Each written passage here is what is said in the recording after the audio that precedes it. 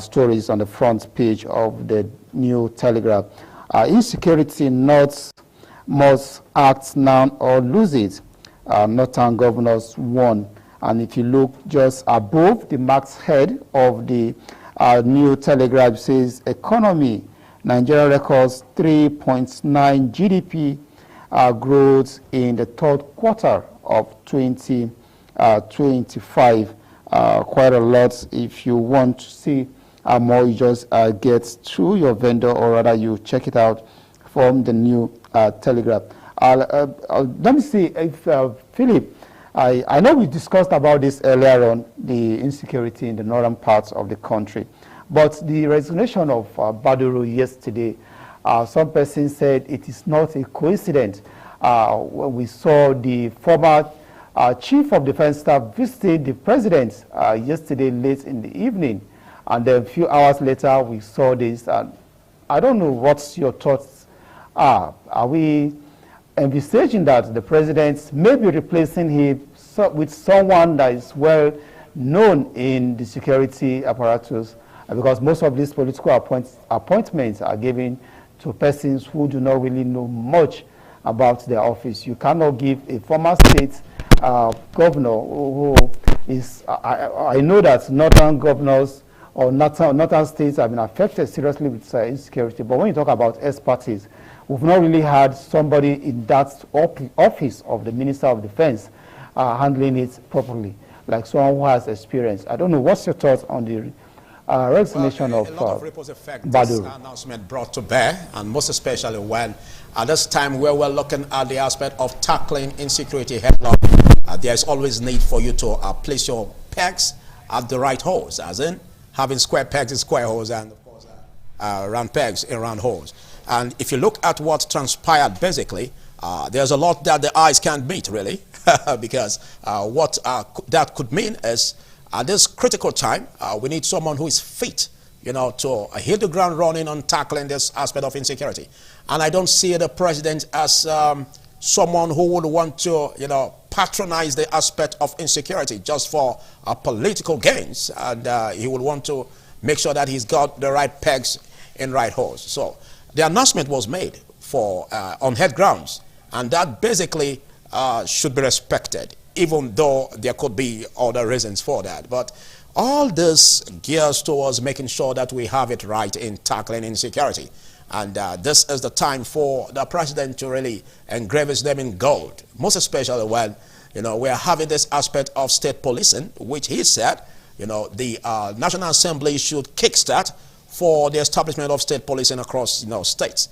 And again, we also look at what the northern governors are envisaging, looking at putting funds together to a tune of 228 billion naira, which will also be a collaborative effort from the local councils. Again, that will bring, a respite. Also, we look at the aspect of suspending, mining activities as put together by the governors, at the northern region. This, again, will also look into issues, most especially when we spoke about the aspect of financing terrorism, banditry, mentioning of names like what George said from Lagos Medical Center is really the way to go. We need to see those who are really behind the scheme of things that is really deteriorating security architecture. And of course, if there are 50 columnists, there's need for them to be exposed. But the big question is, why isn't the president, tackling this headlong in respect of exposing these names? But well, just to answer the question vividly, in as much as the minister has said he's resigning on head grounds, I think that opinion should be respected. Dominic. We respect his opinion, but like you said, the president should be able to write his name on gold if we definitely get it right this time in terms of appointment. But let's go straight to the Daily Trust newspaper also, talking about insecurity. This is Kano New Bandits Frontier. If you see the graphics there, it shows you the series and numbers of abduction and attacks in some communities in Kano. Just at the weekend, about 11 persons were kidnapped from a particular community in Kano. And I think a pregnant woman was part of those who were whisked away by bandits. Still on the story of the resignation of the Minister of Defense, you still have it there on the Daily Trust newspaper.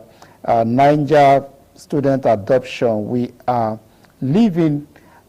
Okay, we are having sleepless nights. Parents tell NSA. And then quite still on the economy, says how agri industrial sector pushes Nigeria GDP by 3.98% in third quarter of 2025. Economy. There should be a reflection of what we're seeing here. I don't know if it is a true reflection of how the economy has felt in the last third quarter of 2025, because most persons assess the economy by what they put in their pocket or what comes to their pocket and what you put on the table for the family. Is this a true reflection of Nigeria economy situation going by what the NBC released yesterday? Well, I believe you're asking me the question. Well, Dominic, if you look at it critically, a lot of, so many mouth-watery statements can be made by politicians, but we wouldn't want to meddle into those waters. But again, you expect an administration to find a way to, blow his trumpet. Because if you ask that question vividly, let's take our, satellite, our spotlight to streets, to marketplaces. Of course, you agree with me that, inflation is still biting hard. And of course, the average Nigerian is still finding a way to get its feet, in order to tackle this issue headlong. But if you look at the aspect of some commodities, for instance, like the agricultural sector, for instance, like you made mention of, again, some kudos could be given to the administration of President Tinubu, most especially where you see, some of the commodities, going down. We could understand, where a bag of rice was at a very tall, price, but again, gradually is coming down. So all of this could mean well if the government can be able to continue to dot the I's and cross the T's and make sure that the people that are being governed, at least their welfare, really come to a situation where they can be tackled, most especially in this aspect of insecurity.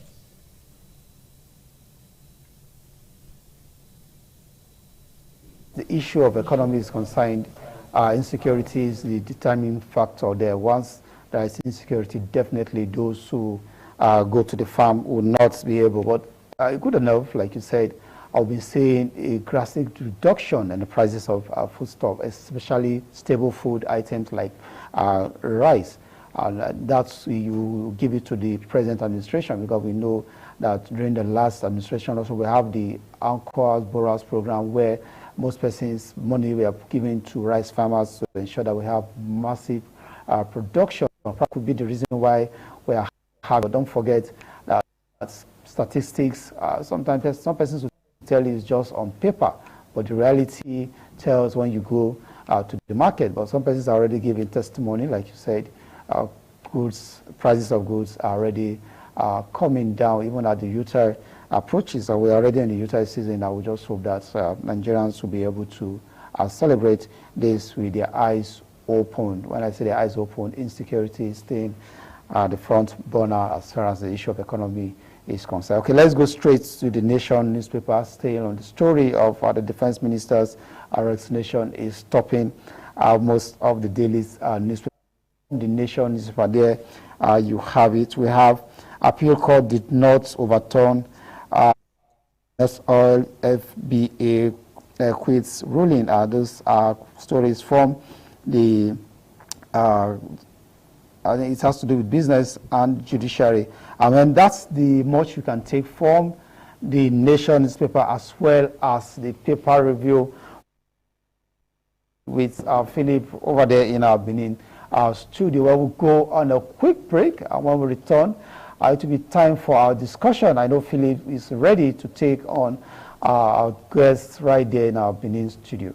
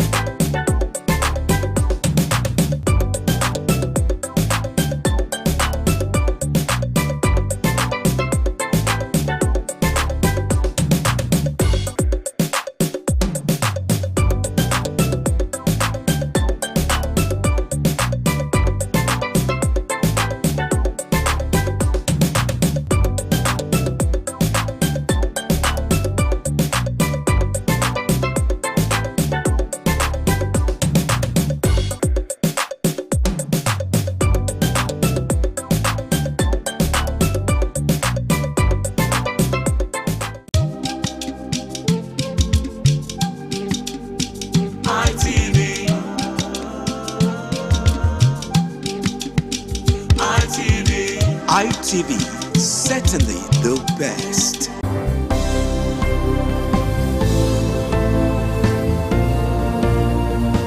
Thank you very much for joining us on the program, Healthy Living. What is the kidney? The kidney is an excretory organ in the body, which is for metabolism. Tuberculosis affects many organs in the body, but the common ones it usually affects is the lungs. Epilepsy is a neurological problem. Okay. It is an injury in the brain which causes someone to begin to convulse, to go into fits. It is curable, but the cure is a long-term thing. If you eat well and avoid those risk factors that will make your immunity to be down, then the risk of contracting tuberculosis will be reduced. If you're healthy, then you're wealthy.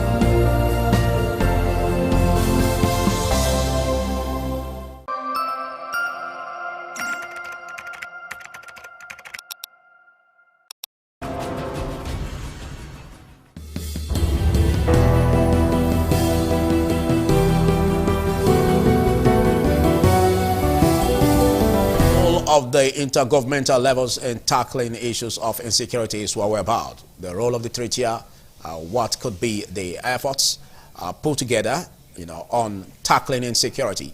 They have been rising scourge over that. We keep hearing about issues about banditry, of course, kidnapping, all over the states, not even living in those states away from the crucible. And the crucible has been so heated up to the point that we are asking a big question. Which way, Nigeria? Well, joining me on this very thought-provoking discussion, I have with me at my extreme where I always want to start from a volcanic personality in the person of Shadrach Dubai. Big thanks for joining, Shadrach. It's a pleasure being here. Good morning, my viewers all. Forgive me, I use that adjective, but I use that to remind the audience that there could be an eruption this morning. But not to worry about that. We got that tackled. Most especially, I'm the referee. I'm the sheriff. A new sheriff in town. Right. So let's also join me to discuss this as another political analyst, Osaro Dennis Oyomare. Big thanks for coming. Yeah. Good morning, Mr. Philip. Good morning, fellow Nigerians. Thanks for having me. Yeah. When we look at issues surrounding insecurity, let's take our minds back to the northern governors and traditional rulers' statement, where they said that the mining activities in Nigeria should be suspended for 6 months, saying that could be a causative factor, for the escalating rate of insecurity in Nigeria. They also made mention of some illegal minings taking place in the northern region, of course. That could also be tantamount to, financing terrorism, financing banditry. And also they made mention of state police, having a state policing network, which the president also, deemed fit and gave the National Assembly a nod for them to work towards that legislatively, in order to bring this establishment. What do you make in all of this? And of course, the motions of the president and government of Nigeria in tackling insecurity in this direction? You know, for me, I like to understand the nature of the problem before we proffer solutions. When you talk about mining, the elders in the north coming together to say they should stop illegal mining. I think mining is the easiest thing to checkmate, because mining is done in a particular place. You go there and you arrest people doing it. It's not rocket science. People don't hide to mine. They don't hang in the skin. They don't wear marks. They're always there. So for us to say we should suspend mining, for that matter, that they are taking up, mining is a part of the process. Should give us joy that we can go there and go and catch them if we believe that the bandits are engaged in local mining. It doesn't need rocket science to not say we should have to stop mining for us to not, for them to not stop mining so that we'll not see them again. We'll not know where they are. I see many of these issues. See, I've looked at this security repeatedly. I keep saying that it is an APC. I will say it and I will give you a litany of reasons. It is the APC that owns this banditry. It's an appendage of the APC-led administration. It started when Golokebele Jonathan was in office. They used it as an instrument to kick out the PDP. El-Rufai had come out in public domain before now to say that they all brought these militias from the north, these bandits to Nigeria. They armed them. Should the case Golokebele Jonathan had lost and he had refused to leave office, they will use it to raise a level of insurrection. When they won, Buhari refused to settle them. We saw what happened in Buhari's government. How he elevated Nigerian democracy to cow-tocracy. There was not government for the cow, by the cow, and for the of the cow, by the cow, for the cow. Where cow now became the superintendent of Nigerian discourse. He was talking about Ruga. We must create a room for rural Ruga. Later, I went to grazing routes. We saw a manner of attempt to give these people land, this Fulani jihadists, land within the south and within the parts of Nigeria for them to settle and become members of the Nigerian nation state. That one passed. For me, I see it as they are not able to put a decisive end because they understand. Many of them are Islamic sympathizers and within the Nigerian APC government. First of all, you look at the resources. Nobody will go into crime if crime is not profitable. There are people who are benefiting. The bandits are benefiting. The Nigerian APC government are benefiting. I will give you the statistics. They are not my statistics. If you go to the Nigeria Bureau of Statistics, they say that Golokebele Jonathan, in 5 years while he was president, he spent 679 million. 679 million to buy military weapons, guns, rifle, armor tanks to fight insurgency in the northeast. When that's the money, total money spent for the whole of 5 years. Millions, in millions, 679 million. Go to your MBS. Buhari came on board. Buhari for the 8 years spent a total of 260 billion. Exactly. Get the idea. Jonathan did not spend up to 1 billion. Buhari spent 260 billion. We left there. Tinubu came on board. Guess how much Tinubu has spent in just these 2 years? And it's not including this second and third quarter. I'm talking of first and second quarter and 2024. Tinubu has spent 559 billion. Inflation could be the reason for it. No, I understand. Inflation will change 260 billion to 59 billion. If they are not making money from it, the Nigerian government should have dealt with it decisively. There's an issue of recruitment. Listen to me. There was a time Nigerian government handled Boko Haram seriously. We fought it tooth and nail. We caught people. We ought to have allowed those bandits go to jail and rot in jail. What did President Muhammadu Buhari do? He brought them out of jail and integrated them into the Nigerian military as part of an amnesty program. If you are not a sympathizer of a criminal, why will you not bring them into the Nigerian military? Because today, the Nigerian military has been totally infiltrated. The Nigerian government have been infiltrated. They are sympathizers of Boko Haram jihadists in the military and in government. And I speak to Inagumi, who is the most pronounced negotiator for bandits in Nigeria, who the DSS has not invited. The man's son was commissioned a couple of months ago into the Nigerian army. So the Nigerian rank and file Nigerian army is infiltrated by sympathizers and lovers of Boko Haram jihadists and the Nigerian APC government. Let us leave them. If you move forward to the issue of numbers, I've heard the results they came at that time. When they spoke, it angered me. They said they for us to tackle insecurity, we need to go and recruit like 5,000 more soldier men and bring the ones from the VIP who are working with police, release police on VIP. And see, Nigerian army is about 180,000 strong personnel on foot. I'm not adding the Air Force and the Navy. The army alone, about 180,000. The Nigerian police is slightly over 300,000. If you have 180,000 army, you have 300,000 police. How many are these bandits? They say the bandits are not up to 5,000. Those are not my numbers. That number came from Shehu Sani, who said that these bandits ravaging Nigeria, they are not up to 5,000. If we say they are lying, he's making a mistake. Let's call them 10,000. You have 180,000 soldiers that cannot defeat 10,000 bandits. And you now tell me that we need to go and employ some 5,000 people who have never done and never shot a gun in their life. It is not new 5,000 that will not go and fight the 10,000 army. I know see that the who are advising the president, they are foolish.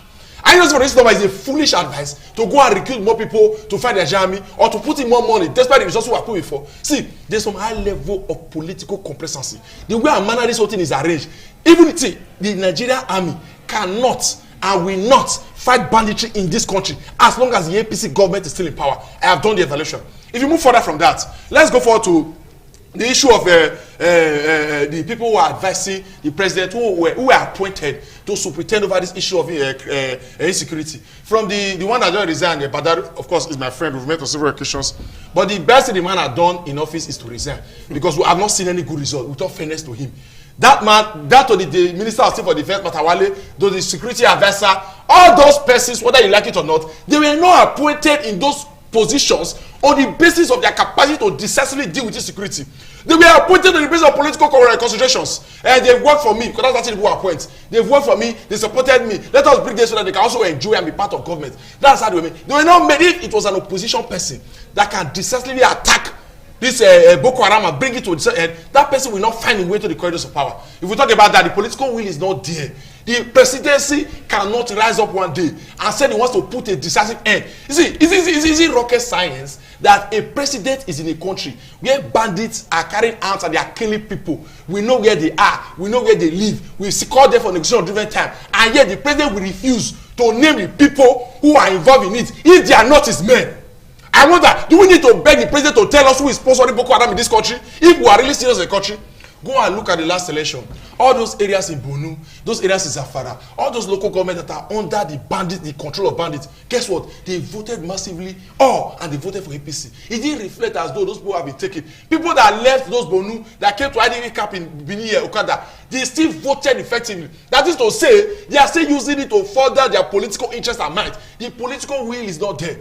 How do I explain that Bola Ahmed Tinubu is totally disposed against crime and criminality? When Bola Ahmed Tinubu sits in his office, just imagine, he sits in his office, and a good day, nothing is happening, and thinks of all the criminals, the drug lords, the bandits that are in prison, and begins to compile their names and say we should go and release them and bring them back to society. That's why the crime, the animals and the criminals in the society is not enough. The one we have struggled and suffered to put behind bars, hoping to get more and put it there, he will sit there in his office and think of how to bring them out. And they say, oh, they've recorded the list that they. Okay, go and look. He went as bad as thinking of how to carry Nigerian money, charter flight, send them to UK to go and bring Ike Ekweremadu, a man that you and I know as convicted as a criminal. He wants to go and bring Ike Ekweremadu to come. What is the problem with him bringing criminals every single time to Nigeria? See, the problem is, for me, if it was Sheyi Tinubu that Ike Ekweremadu, that's the son of the president, that Ike Ekweremadu carried to UK, that he wanted to harvest Sheyi's organ to give to his daughter, and he was caught and apprehended. We Tinubu asked UK government to give him Ike Ekweremadu. All right. Be happy of the justice. This president has, with all respect to him, he has a very poor sense of justice. And if you do not, because democracy is anchored on justice, if you do not hold justice seriously, if you are not decisive on equity, fairness, and justice, you can't come out with anything meaningful with this government. So as we are here now, people are dying recklessly and sheepishly. Okay, and all this thing we see is they keep playing politics. They keep. I keep telling you, I said, they say like start like they will come out for you. I said the people that have died in banditry in their thousands. Okay. If they knew bandits would kill them, they would have all come out to protest. Maybe by now banditry would have ended. But because Nigerians are complacent, it's not me that is being killed today. It's not me that is being killed today. Everybody is not killing Google. You see people in the APC still defending this rubbish, supporting this cluelessness. People are dying like chicken. We are not at war. They are killing generals. We are not at war. People are dying like they are catching people like children. They will go to your house. You never need to go to the bush anymore. The one they arrested in Auchi is the house they came. They shot the guy's glass, took him from the house, and took him into the bush. And Nigeria government is carrying our money that they collect from multiple taxation levy to go and pay. Okay, Shedrack. And you say, okay, Shedrack. So for me, in terms of solution, I do not see the present APC having the capacity. What they can do, like if you ask me in terms of solution, because it will not be nice to just talk about the problem, is that we should leave the Nigerian military alone.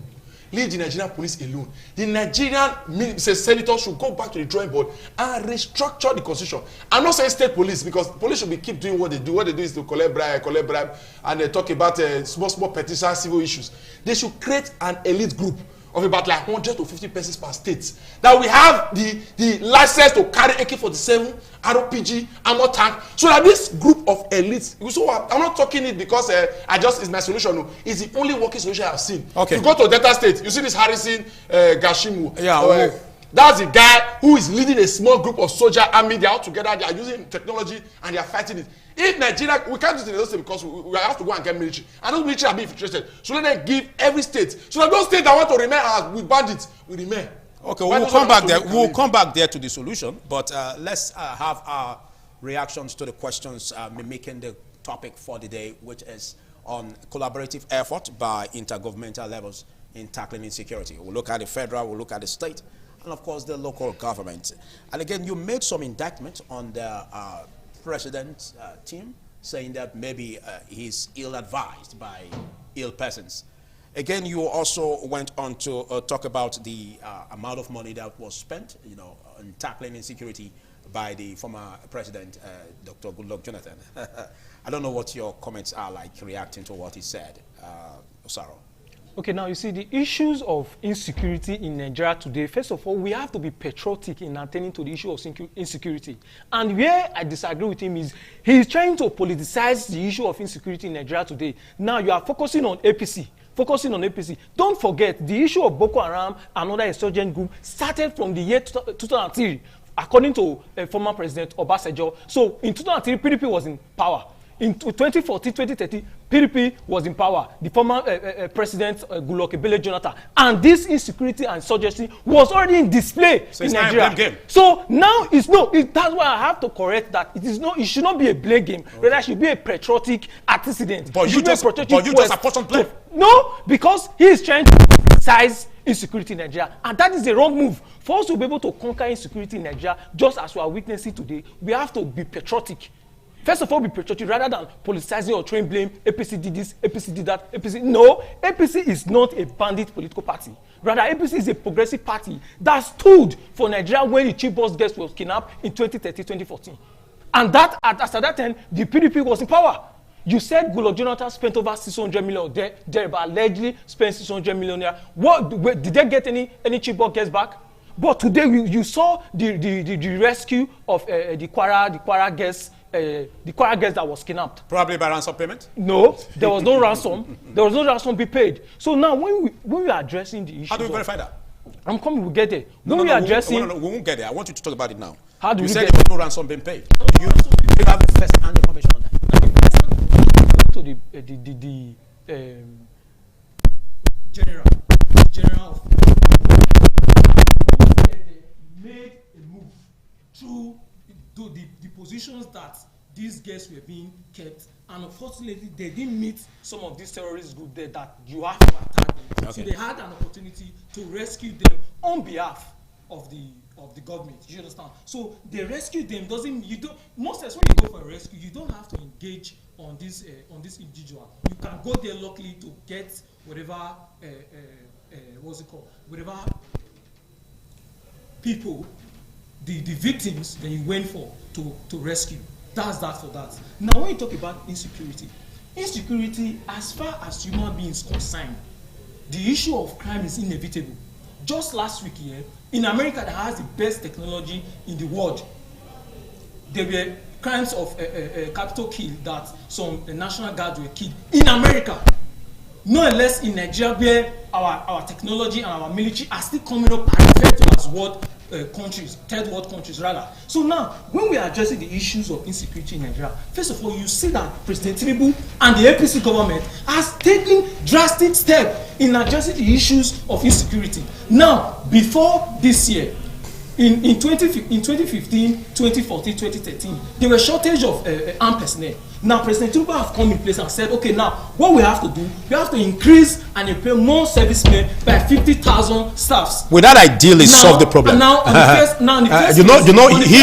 he also attacked that aspect. No, that's what I'm saying. On the first phase, now, when you are fighting. But we want to see what the Air Force is doing. We want to see what the armed forces are really doing, most especially when we seem to be begging the question every time around whenever the president or political actors talk about tackling insecurity. Names were supposed to be mentioned about those who sponsor these terrorist groups. Now, before you mention names of people who sponsor terrorism, you know, the act of terrorism is back, is killing.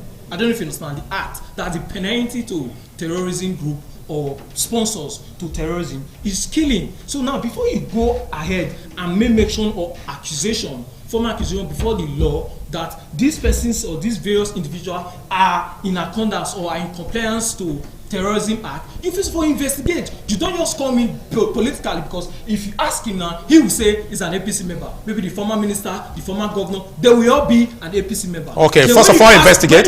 When you ask an APC member, you hear the former governor of PDP, the former minister of PDP. So we don't have to be detrimental, or rather, we don't have to be in accusation. Okay, but how long does it take?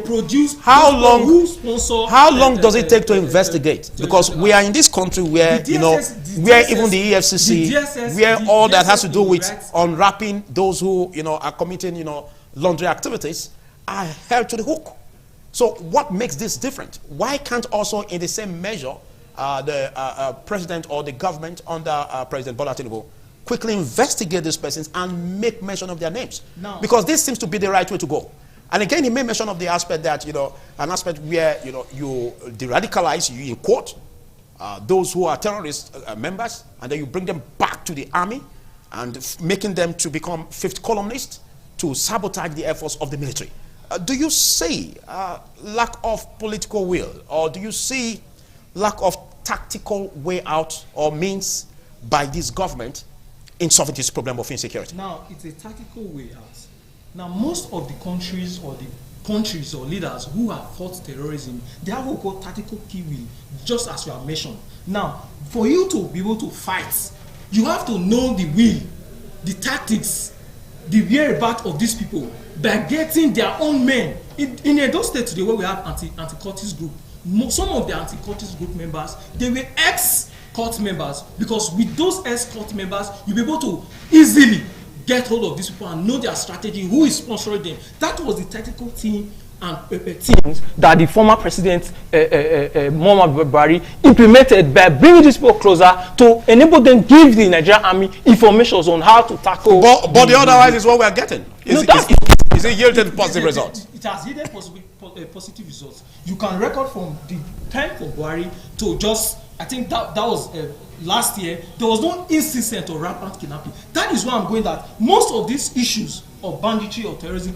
quote me anywhere, it is more political. Okay, are you by this saying that such terrorist group members can be, if in quotes they are de-radicalized, they should be fed into the military? Are you by this saying that? I just said that is why they are calling the tactical team. After a period of active role in the military, you can retire them because they have played their role in the quest of fighting Boko Haram or in the quest of fighting terrorism. All right. Let's come back to you, Shadrach. A lot, again, we made mention of, if we take our minds back, it's been years of opposing this aspect of state policing. We've had underdevelopment, that has brought about increase in criminality and, of course, insecurity. We've had poor policing. We've also had, economic hardship. Now, the president, in his wisdom, deemed it fit to, speak to the National Assembly as regards establishing state policing.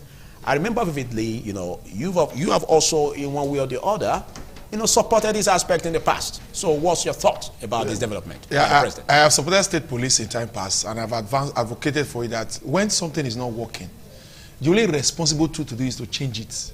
There's no, you can't be saying we have to. The only thing I've never supported with change in this country is democracy. Okay, so which means the president is right in taking that action? No, the president is right, but at this point in time, for solving banditry, changing to state police is not the solution, because the police cannot fight bandits.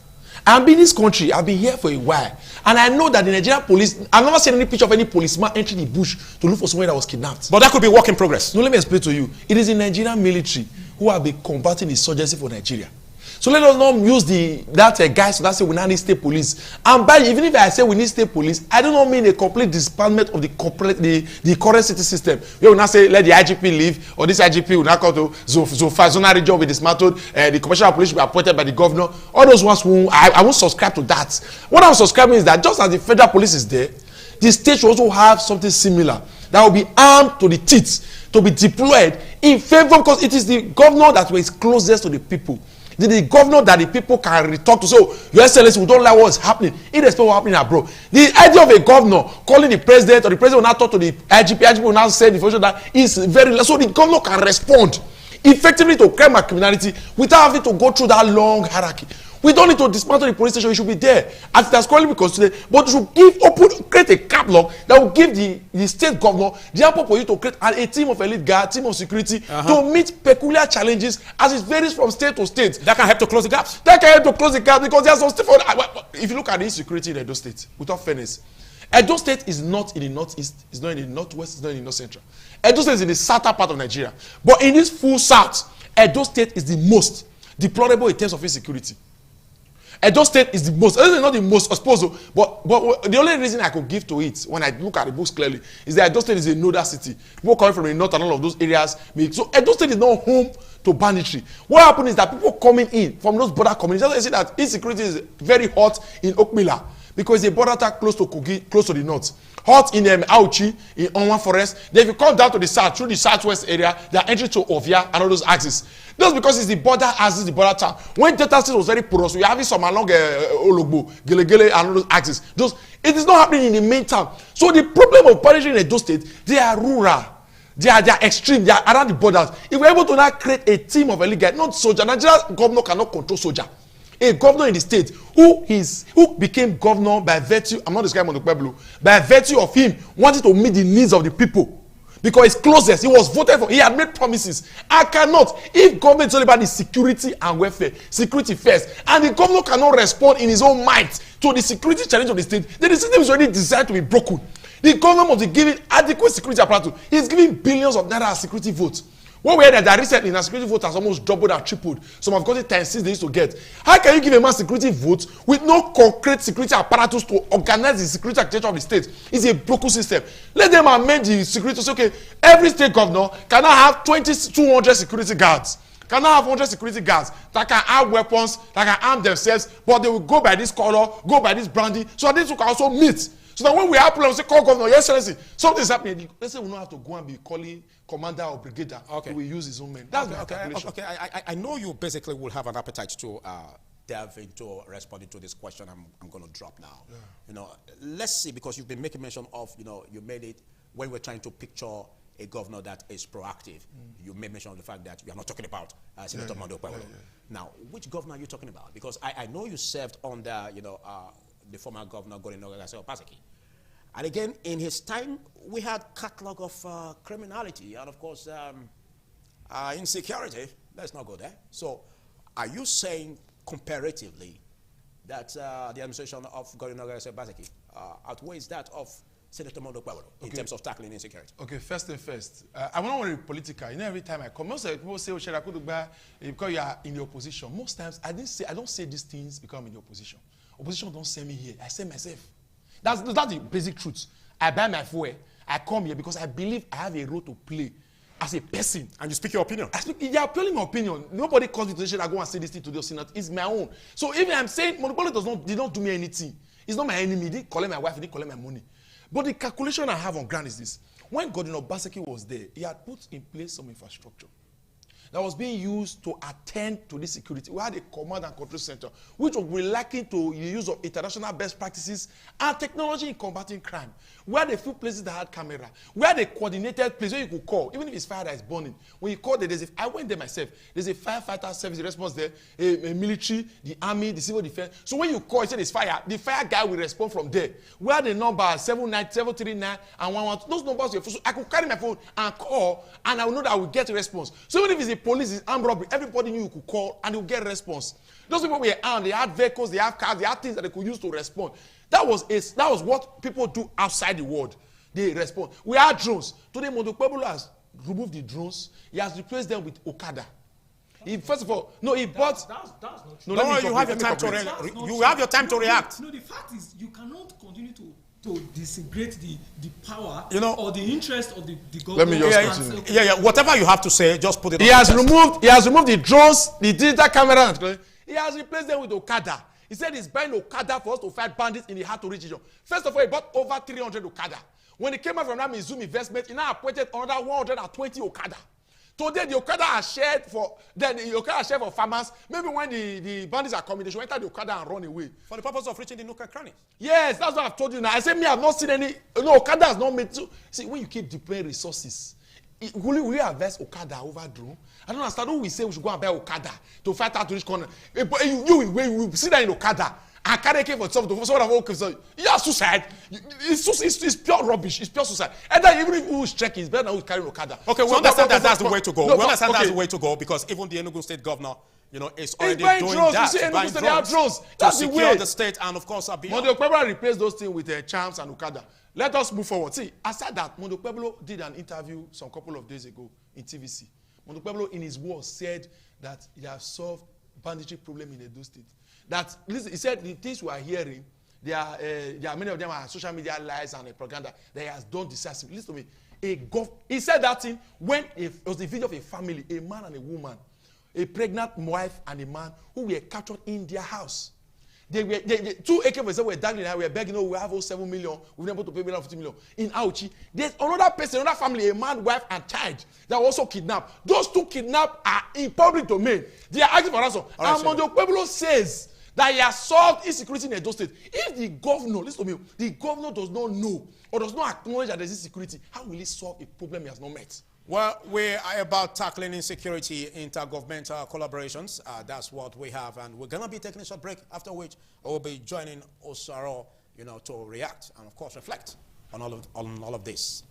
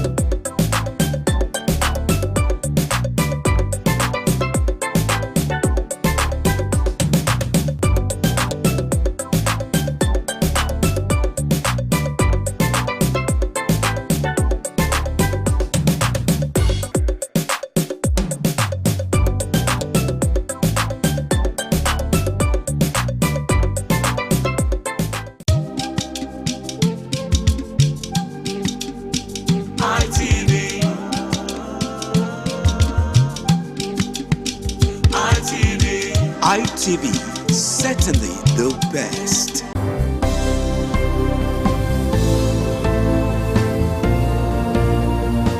Thank you very much for joining us on the program, Healthy Living. What is the kidney? The kidney is an excretory organ.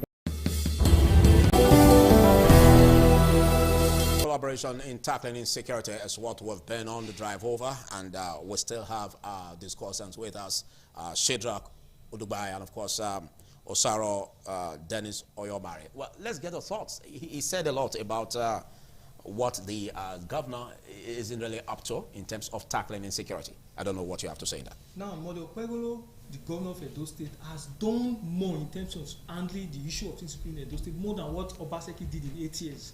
Don't forget, I just watched when he was saying, don't forget, under Obaseki watch, the party state chairman, Tony Azebemi, was kidnapped. Under Obaseki, the commissioner was kidnapped.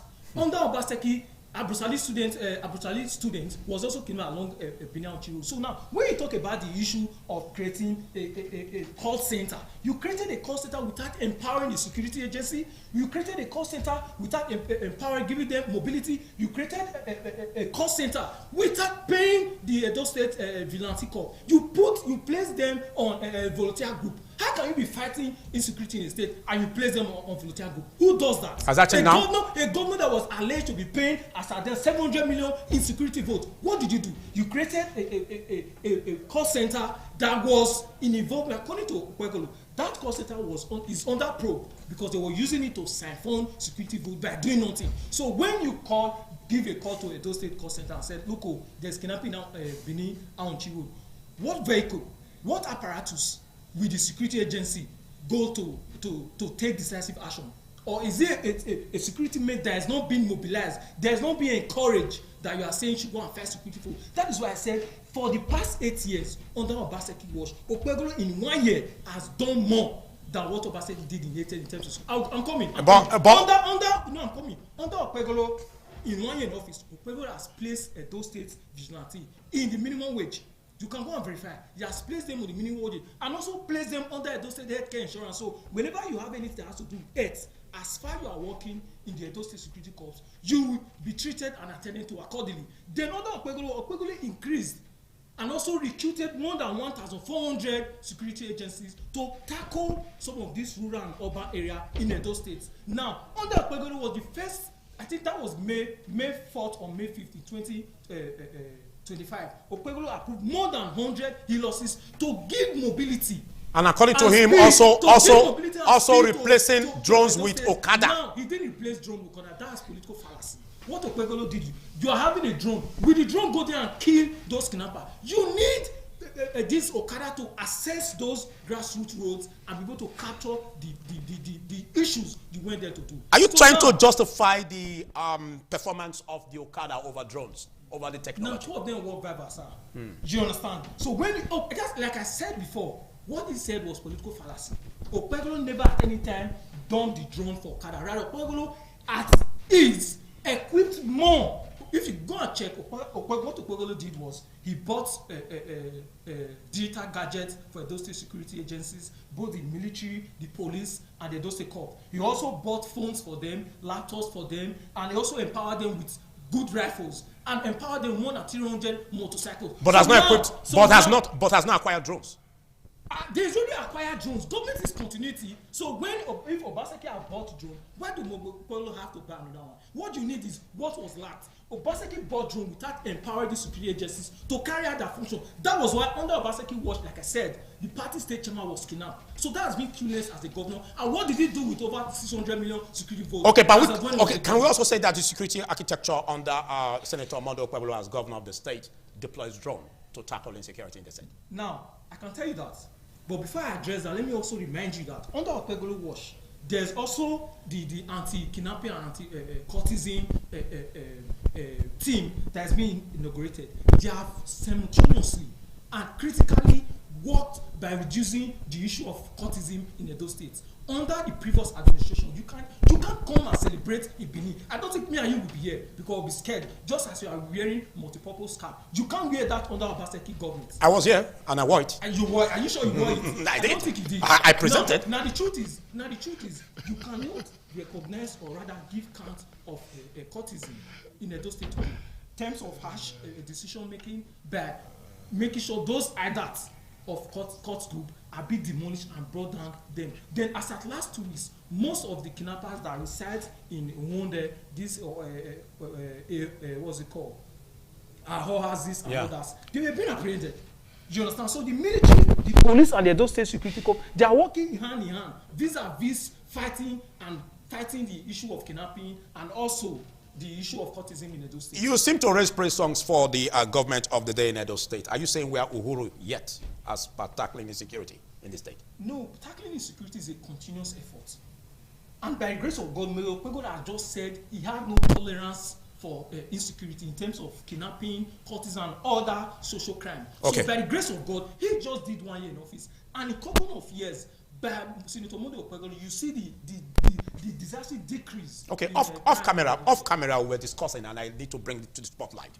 Off camera we were discussing about, the efforts of the Enugu state government in turning things around in the state. Okay. We may mention the fact that by the time you get close to, after you cross the Onitsha Bridge, and then get to Anambra, and then you get to Enugu, you just know that this seems not to be part of Nigeria because of the way the roads are, because of the way the security architecture there in the state, and just recently the drone technology being deployed to cover the space and all that. Comparatively, what do you expect the government under Senator Monday Okpebholo to mimic or copy on that? Now, Monday Okpebholo doesn't have to copy the governor of Enugu State. Okpebholo have his own blueprints and his own framework in developing Edo State. Now, some of the critical, if you look critically and you examine what Monday Okpebholo is doing right now, he's trying to make the damage is done by the previous administration before Monday Okpebholo came into office. There was no road in Saple Road, there was no road in Bini Aunchi Road, there was no road in Bini Agbo Road, there's no road in Jaro, even in front of Government House. Let's not go to roads. Let's not go to roads because we are talking about tackling insecurity. In front of Government House, the roads were dead in front of Brigadier Beach. You can't pass them when it rains. So now, when we are talking about insecurity, in a year in office, Okpebholo has recorded more than 400 arms gotten from these anti-court groups and also through the anti-kidnapping squad. So now, when you look at the issue in a year, this is what the governor has done, and there's a better future in the next 3 years. Okay, but the score seems to be rising as regards kidnapping in Edo State. People hardly sleep with their eyes closed. I think they sleep invariably with their 2 eyes opened. Yeah, I don't know. Are you not bothered about that? No, of course I'm very bothered as a citizen, but I have to correct an impression. I don't know if you are familiar with all these infants. If 100 cases is being circulated in Edo State today, 2 is true. Most of those kidnapping cases, in due respect to the victims, I'm not trying to downplay the situation that they have gone through or those who are being in captive now. But what I'm saying is that in 100 cases that it's just 2 or 20%. That is true. The rest are politically motivated. Yes, motivated to downplay the effort of the governor. Now you see. I think after this program, both of us will go some places and verify. In last week, yeah. You see, there was a picture that was being displayed where they placed a man. Let me not call tribe. And they were saying in Abu Salim University. When you go check, you see that was an AI corrupted address. That thing never existed. And let me also tell you, because of the recent kidnapping issues that is going on, people try to politicize it, another trying because of the hate. You understand? Some people, when a governor comes into Edo State and starts building infrastructure, the opposition have been bittered. You understand? The syndrome is affecting them. Now, when you look at some of those issues, you see that those are political lies. They are not true. You understand me? They are not true. Now, the issue of kidnapping in Ekpoma, if you verify and you investigate, you see that most of those issues, some of them are true fraud, like a case that was reported. You know those fraud boys who engage in fraudulent activity having to do with finances and all. After those engagements, people just take the video and the picture. Right. The next thing you hear is there was a kidnapping case in Uromi, there was a kidnapping case in Ekpoma, there was a kidnapping case in Isura. Well, this is not a phone-in program. Otherwise, I would have been tempted to deploy the phone in. The issue of let's get the reactions from the viewers. The issue of content monetization is also a problem. Okay. People just want to post fake news and false information just to get Facebook monetization. You're right. You're right. We can't rule away the fact that there could be some which could be politically motivated just to discredit the administration of Senator Monday Okpebholo as the governor of Edo State. Again, we can also rule out the fact that he's doing the nitty-gritty to make sure that he's able to, write his name in gold in tackling insecurity. Most especially, you talk about the aspect of cultism, which comparatively, that of the past government under Governor Obaseki, one can say that he's doing something relatively better. I don't know what your thoughts are like. First of all, as we also look at the aspect of the local government, the collaboration, and how this can be done in order to tackle insecurity. First thing first, when people may listen, I'm not attacking what he's saying, because we have relationship. Dennis More used to. I won't say my boy, but politically speaking, that's what it was, and that's why he's enjoying this leverage. Because for me, as a way of personal principle, I can never attack a man who's I've said is my leader and someone who I've taken before as a political. Because there are things if another person try this thing, say I will take him straight to the cleaners, straight to the waste bin. Because if I choose to attack the thing he's doing now, he's entitled to his opinion. No, he's entitled, but there's a way you could expose it. It will not be as though you are trying to discredit his character and personality, which will not help him politically. Because we have that relationship, I will just allow a safe fly. As he's talking now, I will just close my eyes and I'm not listening, and I'll just answer your question. Yes, objectively, that's why we are here. But ordinarily, the person will try it. The person will leave here damaged. Going forward. The issue we spoke about is your security. You see, everybody in a state, if you're a governor, people follow you, not just what you are doing, but they follow you in spirit. If you go to a church, for example, Christ Embassy, because the pastor perms hair and wears suits, majority of the members in the church will perm hair and wearing suits. You don't need to mention that name. No, sorry, I'm just trying to. I'm just trying to give an illustration. If you go to Deeper Life, just be objective. Go straight to the point. If you go to Deeper Life, just the way the man dresses, behaves, and talks, that's the majority of the man. People mirror the spirit and intent of the leader. If Monday Okpebholo creates a security architecture today, the security architecture will not serve insecurity. Because Monday Okpebholo is not in tune to the security and welfare of the people. It will serve 2.5 million votes, mobilizing votes for Tinubu, because that's where the mass interest, the mass desire, the mass commitment is pegged. How do we tackle this issue of insecurity? The issue is this. At the collaborative effort of the local government. No, the local government is a more destructive analysis in Edo State, because in the local government axis, when the Okpebholo came on board and sacked all the local government chairmen who had the capacity, who were making response to security and insecurity in Edo State. Monday Okpebholo took them out. Today, those local government chairmen they brought cronies. Imagine all the local government now, we have all the vice chairmen were people who never contested the election. A vice chairman election was never anything, they contest. They just handpick somebody from the APC and put the person there, which is pure illegal.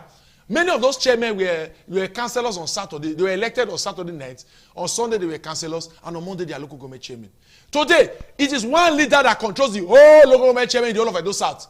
They are not leaders, political leaders, principalities and power in different corners. They are not the ones picking their boys and cronies for local government chairmen. They are not doing anything with the money they are getting. All the money, the state is never releasing it to them. They only give them money to pay salaries, and maybe like 20 or 15 million. See, and what I'm telling you is the call to action is that Monday Okpebholo must reinstate the local government chairmen that were suspended in cahoot with the local government assembly, House of Assembly. Because those are when you say a government is an independent body that answers to the people who elected it into office. A government does not serve a leader. A government does not serve, a state government cannot serve local government. Local government cannot serve state government. All of them will respond to the people that elected them. They will respond to their manifestos, their promises they made to the people. That's how a government is designed. When you now have a local government chairman and his ESCO who answer to the governor, just the way we have a governor who tells you that the president is more popular, who thinks for the president, is interested in federal government projects and federal government roads. That is inherently a dysfunctional system. If Monday Okpebholo has chosen to destroy the state, the local government must stand. Monday Okpebholo, those courts, see, when they say they remove those people from court, they went to courts. I speak to you now about over like 10 of them have gotten declarative judgments. The one in Auchi, I read the judgment myself. The Auchi local government chairman, Zibiru Marvelous. The court said that the IGP of police should provide security to reinstate this man into office. That was a declarative judgment. Monday Okpebholo stopped. Listen to me. Monday Okpebholo, you know the issue of brigandry, hooliganism, and conflict in those states. We in People's Democratic Party were a bit peaceful. We are trying to now seek other exploitative means. We are going to write it to the ICPC and the FCC to catch those people in prison because many of them are illegal. I'm saying that all the vice chairmen, no vice chairman is elected again in Edo State. All of them are all cronies. Imagine how will such a man who was picked from the gutter by his political leader, his main local chairman, to also pretend over as much as 500 million naira monthly. We now think of the people when the people did not vote for them. Is it rocket science? Are you saying by this it affects or creates a vacuum in tackling insecurity at the local? When the local government is not functional, the resources that are being put in place for local government is being used to sow Tinubu cap and play politics. They are not depending money to where it's supposed to be because the local government is closest to the people. Okay, mind you, we have elections coming next year. July, if I'm not mistaken. People, so, you know how people will die before now to July? No, do you know how people will die? Do you know how many people will die before now to July? Insecurity kills on a daily basis. That's why for me it's a very personal issue. From December to July, we should hang our faith on cluelessness and inactivity. Mondo Pueblo will obey court judgment when they tell him to give 914 million to the APC youth leader. He will obey court judgment. He will not even appeal the case, so he will carry our money and gift it to the APC chairman because the man, he will help him further his political interest. But the court judgment that restrains him from two court judgment, from usurping the local government chairman, from diverting their resources, he won't obey those ones. When this, my friend keeps talking about this issue of anti-courtism, I laugh because ignorance is worrying most of us in this country. The ignorance is pervasive. In that Mondo Pueblo's anti-courtism law, it is stated there explicitly, if I'm lying, you quote me wrong, that demolition or forfeiture of property will be possible or will be done after court of competent jurisdiction has pronounced so. You must subject the case to court before you can go and carry bulldozer to destroy somebody's house. Even if the person says, yes, I'm a courtist, you also go to court. You must get a court paper or a court judgment. Mondo Pueblo just bought 8 bulldozers, destroy people's house recklessly because he feels he has a hammer, he has a gavel. Mondo Pueblo is not a policeman. He will catch a boy. There are rumors everywhere. See, there was a time I spoke to one of the aides governors. He said Mondo Pueblo is not against in 30 seconds, your final comment so that we can go over your reaction. In summary, I said when I spoke to one of these, we call him Pastor Kasi Chuku, he's an SSA to the governor. So I call Pastor Kasi. I went to his live program when I heard that he was insulting me. When we discussed, he said Mondo Pueblo, and I quote, is not against courtism. Mondo Pueblo is not against courtists. Mondo Pueblo is only against the practical. I told him that there are many more courtists in Mondo Pueblo's government than we have outside government. And he said Mondo Pueblo is not against courtists, he's against courtism. And I thought it was a foolish thing said by an SSA. Okay, believing that the man does not have believing that the man does not have the better capacity to represent government. Okay. But what I'm saying now, I believe that it's clear that Mondo Pueblo is only against the courtists outside power and the courtists, and in those courtists with eyeballs. Thank you, Shadrach. Let's get your reaction. Now, first of all, let me address an issue. I respect. You have 2 minutes to do that. Yes, of course, I respect and we have a very good relationship. But I feel we don't have to be emotional. Rather, we should be focused on the subject of discourse. Now, quickly, in the issue of insecurity in local government, now you can quote me. You can quote me even when I was working. Okay, I'll come back to you. We'll take a short break. I'll come back to you. Do stay.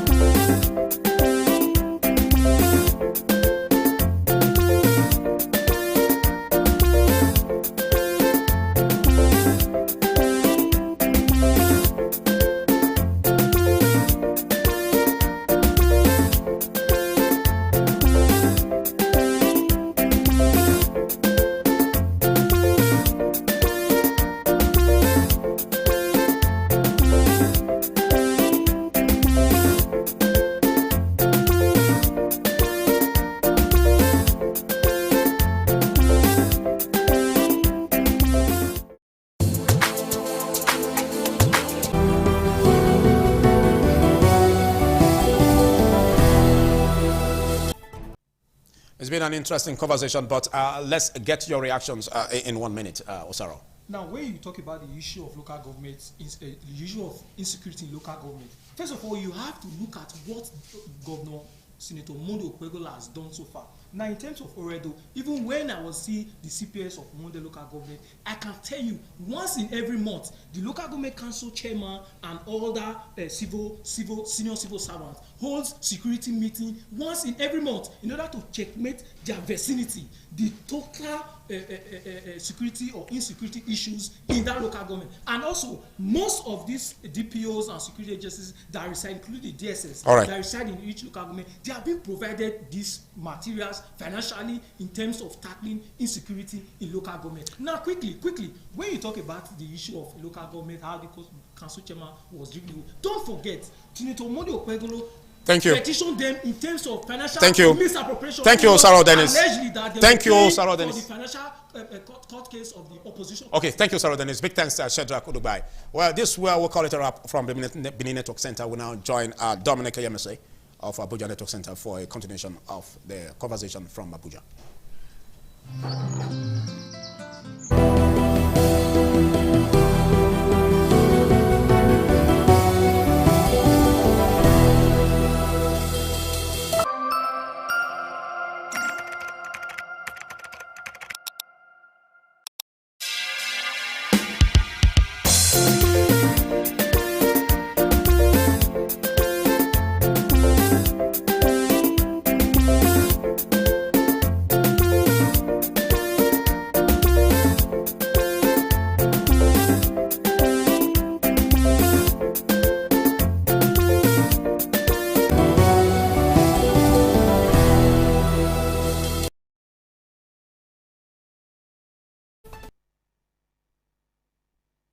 All right, instead the program this morning on ITV, of course, will be continuing the discussion from our Abuja end. This time around, we'll be looking at insecurity at a broader level, just like my co-presenter there, Philip, was talking about the coordination between the three tiers of government in seeing how we will tackle insecurity. But I have my guests already seated this morning, Reverend Dr. Simon Amoye. A very good morning to you. Good morning, and thank you for having me on the show this morning, and good morning. All right. I know you must be following the trend of events in Nigeria yesterday. Let's begin with what transpired yesterday. We saw that the presidency announced the resignation of the Minister of Defense at a time when Nigerians are grappling with insecurity. Many thought we should be having their hands on deck and seeing how we tackle the security. I don't know if the resignation came to you as a surprise. Most Nigerians have asked questions why those in authority, once issues affecting their department or their ministry, we don't seem to see any changes immediately, except the service chiefs. Yes, thank you very much. This has been a topic of interest for all and sundry, especially in the Nigerian space. You see things not working out in some places, and then nobody seems to take responsibility, and nobody seems to say, okay, I seem not to be able to handle this, let me just bow out. Even in the announcement that was made, according to the publications we have seen in the national dailies today, the resignation was not out of goodwill, if you ask me. Conditions or the excuse for the resignation was on health ground. Well, we could say it's just being a convenient excuse. While we pray, someone can actually fall sick if you look at it this way. Exactly. So we pray for quick recovery for the immediate past Minister of Defense. However, this calls and behoves on all politicians and all Nigerians, leaders at every level, that when things seem not to work in your end, sometimes it's good to just let go, so that others that might have been on the sideline and have seen one or two things that they can improve on should be able to step up and be able to help. It's just like in a typical football match. The coach knowing those that are on the reserve bench are not actually playing until they are called up to play. It's expected that they would have observed one or two things and been able to see that they can add some value to the play. So I believe even in the political space in Nigeria, we should begin to see more of that. While we pray for the quick recovery, of course, Minister, we also know that they've done quite a lot of work during these 2 years plus that he has served with the present administration. A lot, we must confess that quite a lot. Even if you have to give them that credit, I know that not everybody will agree with you because of the current situation. Of course I know, but then remember that if they had not done anything, I and you will not be seated here. So yes, of course, we must say they've done something before we can now go ahead and they have the moral high ground to criticize. So we've done quite a lot. However, it leaves so much to be desired. There's so much that have not been done. There's so much that, it just seems like the words of Chinua Achebe, that things seem to be falling apart in the security space in Nigeria. And this means that whoever will be taking the reins of this position should be able to close the gap. I just mentioned something on your sister station, and I said the exit of the present, the outgoing minister, what vacuum have we created in the minds of Nigeria? What Nigerians, what emotional reaction will a typical Nigerian hearing that the Minister of Defense... I was getting to that because definitely he is from the region where we are having the increase in insecurity. So many persons will feel the body language of the minister is probably, just like we said, he might be sick, and that is nature, we can give it to him. But how will Nigeria pass this resignation? Because he is a former governor who has served in Jigawa State for 8 years, and then now we are having the northern area, just like yesterday. Some of the northern governors met and decided that this is what we're going to do to safeguard the region. So what do you think would be the body language of the northerners looking at such a figure in the person of Baduru? Given the geopolitical, the geographical space that you and I are sitting on right now, we could say we are in the northern part of Nigeria. But of course, we know that north is still 100 or more than 100 kilometers from here, but we are classified in that manner. Maybe in middle belt, others will say. But the north, if all of us resident in the north and active around the northern part of Nigeria are going to be truthful to ourselves, the north should not have a negative reaction to this exit, because the north have suffered more than any other space in Nigeria. And if the persons within that space, even though he's from the north, have not been able to do enough to get us out of this, and now he is taking a bow due to his ill health, I think the northern part of Nigeria should be able to hold itself together and say, no, this could be for our good, because the past 2 years of his administration and him leading this part, remember that the defense takes a very large chunk of our national budget, and yet these issues still stand. So his exit, the reaction, or whether negative, I should say at this point, should not be seen. It will be ugly. It will not be nice for anybody to say, someone that have not performed well, now he's sick, now he's living, and then you want to be negative. Even though, yes, we have the penchant for doing that, but I believe in this case, the North should breathe a sigh of relief, and then maybe begin to ask more critical questions. What do the people in the North, the states where these things are most evident, what do they do in order to take their own defense into their own hands, in order to be able to keep our space safe, so that we can live peacefully and prosperous? But for us, for those residents in the North, and also indigenous people of the North, this should be a sigh of relief that, okay, there's going to be a new leaf. Let's see what improvements can come. But let me take you back to the issue of appointments in ministries of defense, or minister of defense, as the case may be in Nigeria. In the time past, most persons, probably during the military regime, and proud to the commencement of the democracy regime we are enjoying now, people who are appointed to that very ministry are someone with experience. And that has always been the concern, that we have people who run such ministries without the experience, probably most of them on political appointments. We've not seen where, I think the last person we saw was Dambazo, when he was the Minister of Interior. We've seen that. And yes, and now we're seeing a state government serving chiefs. So that's what people are saying now. Should we have a serving chief, or probably a retired service chief, heading a ministry? That brings me to the other question also. We don't know who the president, because according to sources, he will be sending a nominee very soon to the National Assembly, because it's an office that must not be left vacant for too long. So in terms of putting people in such a capacity, what do you think should be the right portfolio of those who will be heading that ministry? Experience, they say, is the best teacher. But I also add and say it will be unfortunate that you learn from your own experience. You have to learn from other people's experiences, because an experience will give you the assignment before it will send you the lesson. So those that have experience, yes, they have the opportunity of that experience to be able to make an impact in their environment or in the area of their assignment. However, how does somebody get experience? There's a proverb somewhere in north central Nigeria that says, if you want to teach somebody to swim, you push them into deeper waters. One of my professors used to say so.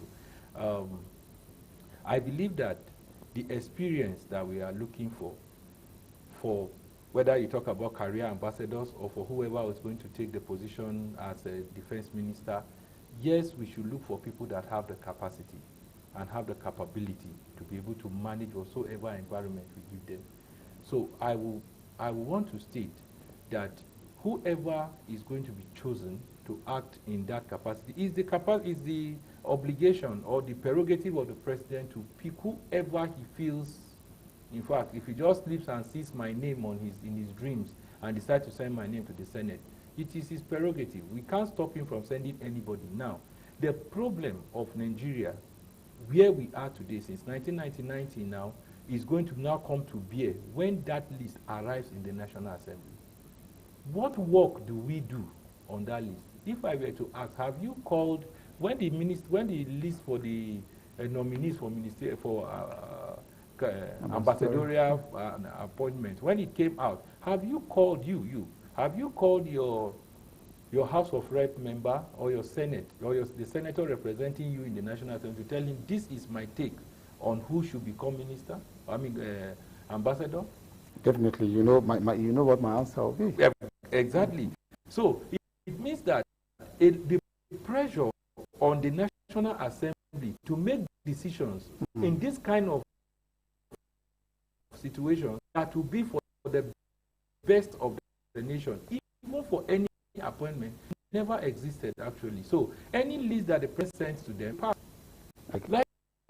and it's their to as much as they can. But we've not seen that happen in the recent past. No. What I'm trying to say is that we the citizens have not realized that we need to pressure our representatives in the National Assembly to whoever is being sent to them to pass. And so every kind of figure, with or without experience, is allowed into those positions. And then they just do stuff, they just do things.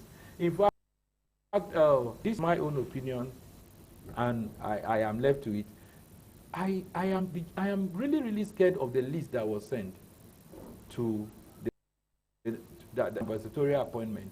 I am scared because some of the people have served in, they have some experience and they've learned from within that space. They've served for a while, so they've gained some experience. And so they'll bring that experience to bear when they are in that position. But some are just coming in, and what we have seen them do before they get into that position, I am afraid that they may just go and embarrass all of us.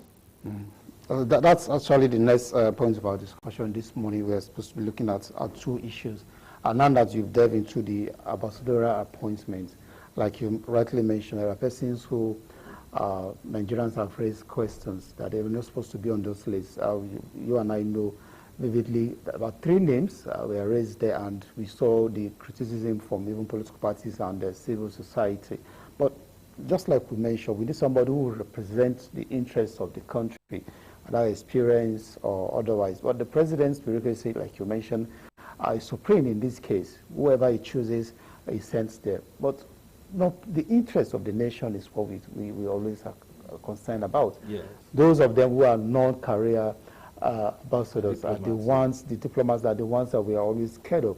Because the Ministry of Foreign Affairs, we already know their mandate. Those who are career ambassadors are being trained from a very low cadre on to the level that they are being posted to any of these countries because they have the required training. But how do we begin to create a balance or strike a balance now? You have people who, some persons say we are just politicians that are being compensated, and then we have those who are rightly supposed to be there, not on that list, or very few of them. Now, that brings me back to the point I was raising earlier. The National Assembly, they are in a position to look at the list and say yes or no. They are like that song in this Christmas rhyme that we normally use. They say the Santa Claus is coming to town. He's making a list and he's checking it twice. Unfortunately, let's say the president in this case, and then he has sent the list, and we have the opportunity. What that list at the National Assembly means is that we have the opportunity to interrogate the list and say, no, we.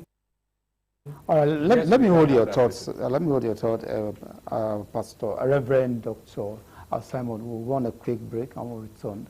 Our discussion continues.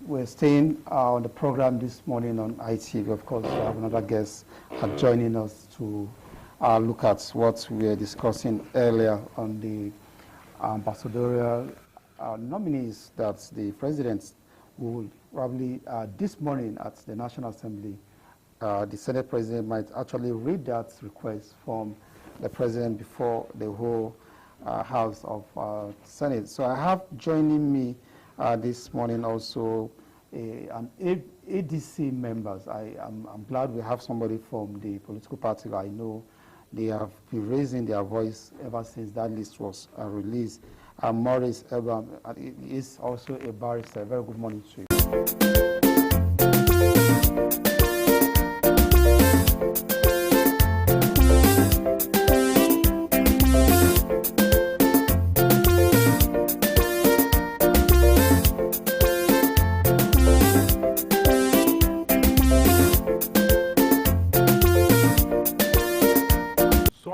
Not be able to keep his things together and then embarrass me internationally. I think I will want that such a person should not be allowed to be trained a little more, and then until when we have such a confidence should be allowed. But if the National Assembly passes that list, then it is no longer the president that passed it.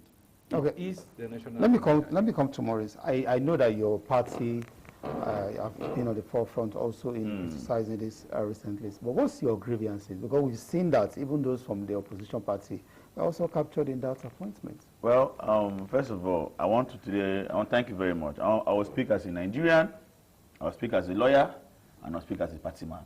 I'll be speaking from 3 different clubs. So this might be my personal opinions. I saw the list. But I was more disappointed seeing Yakub Mahmoud's name on that list. It was an insult to Nigerians. I think that was the height of it. I think we are not talking about the fact, we are not even talking about the main thing in that list. Mahmoud Yakub's name on that list is an insult. A brother is like the person looking at us in the face and say, you go to hell, forgive me to use such words. You can't do nothing. It shows that 2023, it already sends message already. Sorry to say. I don't want to preempt anybody. I will not be the one to instigate the people, but use your tongue and count your teeth. First of all. Secondly now, like you said, he might be in the National Assembly. And you say the National Assembly should probe the list. When we have a rubber-stamp National Assembly, definitely in the system we should have independent of the judiciary, independent of the executive and the legislative. But it's so sad. You know, some time ago I was sharing the people that the National Assembly can actually write the petition and the president can be removed from power. Of course. You understand? But you have seen the National Assembly where he goes to the in fact, when we go today, they will say on your mandate we shall stand. And don't be surprised, you will see people wearing the Tinubu insignia cap in the National Assembly. How has the mighty fallen? They went for a judges conference and they had to play the drum beats, insignia drum beat of the president. You see, normally, in a very sane country, I'm happy that we are seeing opposition in the list, because we need to talk about unity government. We need to stop seeing it as winners take it all. That's our mindset. But the problem is that the president is even more heartbreaking, because he was once an opposition leader. In fact, he's the best opposition leader Nigeria has ever had. And I'm so sad that the president is afraid of criticism. I'm so afraid, because if you are opposition, you understand, you give the real party a run for their money. But the same president himself, he's killing opposition. See, I'm when we saw Eyoso Wike, my senior colleague, who is a live bencher, I saw him that he was made a minister of FCT. I was happy. But when I knew why he was there, I was sad. We need to have a vibrant opposition. We need to have a unity. See, our biggest problem in Nigeria is lack of love for our country and fellow men. Under section 24, it talks about the duties of Nigerian citizens. We have a duty first. We don't have Nigerian leaders that are patriotic enough. Why should an ambassador going to represent Nigeria is not patriotic about the country? So our problem is not even the leader. It's a holistic approach. We the followers too. We the followers, so we must tell ourselves the truth. So you now spoke on the side of a barrister and as a Nigerian. On the side of the political parties. Well, I, as one-time national leader of ADC, one-time interim chairman, Forum of National Leaders of Political Parties in Nigeria, and the national leader of ADC Coalition Support Network. Today, I will not be. I don't hold brief for the National Publicity Secretary, but I will speak as an opposition. You understand? Of course, we need to analyze and criticize those names. Why should Rino Omokri? I don't blame Rino Omokri. He's a merchant. You understand? We know his talk is safe. But why should Mahmoud Yakubu? So it shows us the election in 2022 was rigged. Nothing you can tell me. You cannot tell me this thing. For the fact that Mahmoud Yakubu was there on that list, he said it all. But I know those who contested that election went to court, and the court proved otherwise. So let's not. No, please. You are talking about my own private constituency. Let's not dwell on that the election was rigged, because that has been 2023 election by the constitution. But let's go forward now. We have non-career ambassadors and career ambassadors. He has rightly mentioned it's at the prerogative of the president to do that. Now, what effect do you think it will have on Nigeria if we send people who felt they are not experienced to go and represent us? It is the problem is not that they are not experienced. The problem is that they are not patriotic. That's what we have. The long and short of everything comes down to patriotism. We have persons that are sent out of the country that are not patriotic. They don't know what they represent. Including former state governors? Of course, they are not patriotic. If you are patriotic, you will not want to impoverish your people and keep them in poverty and hunger. If you are patriotic, you will not want to infringe upon the fundamental human rights of your fellow common man. If you are patriotic, you will not want to rig election. Lack of patriotism is our biggest problem. And to Nigerian citizens, if you are patriotic, you will not feel not to hold the government accountable. Because our biggest problem is Nigerians themselves. Because, sorry to share, we have a Freedom of Information Act. I was sharing with someone. Do you know Nigerians can write letters to the government and demand accountability? How many Nigerians have done this thing? Do you know at Section 69, right to recall? You can recall your senator, House of Rep member. How many Nigerians have done that? They say it's cumbersome. Nigerians are not yet angry enough. That is why we are all keeping quiet that we are seeing Mahmoud Yakubu's name on that list and you are not saying anything. That is the one that pays me the most on that list. Everybody came to talk their own mind. On that ministerial list, I don't have a, but me, I will not blame Rimo Omokri, you understand? But Mahmoud Yakubu's name on that list. I was pain and hurt. Well, we don't have much time. I know that a couple of minutes now, we'll be handing over to our Lagos studio. Going forward, Reverend Simon, the lists are already there, and the National Assembly, definitely, like I said, the Senate President may be reading that on the floor of the Senate because it was a request by the President. What should we be expecting? We've talked about Robert Stam, National Assembly and all that, but what should we be expecting now from this person? Raymond has come out to say he's thanking the President for that. Mahmoud and the others, we've not had anything from them, but what should we be expecting? Because most persons felt it was after the threat of the President of the United States, after 2 years, the President is coming out with such a list. What should we be expecting? Those who have, like you mentioned, do not have respect or experience and the rest of it. What should we expect from them now as we wrap up this discussion? Thank you very much, my brother here. You've spoken so passionately. Now, what should we be expecting from these individuals? I think it boils down to what he has talked about, patriotism. We should all put Nigeria first. The position they will now occupy, if they are allowed to be appointed by the president, is no longer about an individual. It is no longer about a party. It is no longer about even a state. It is now about a nation. It's not even about the presidency. It's now about the nation.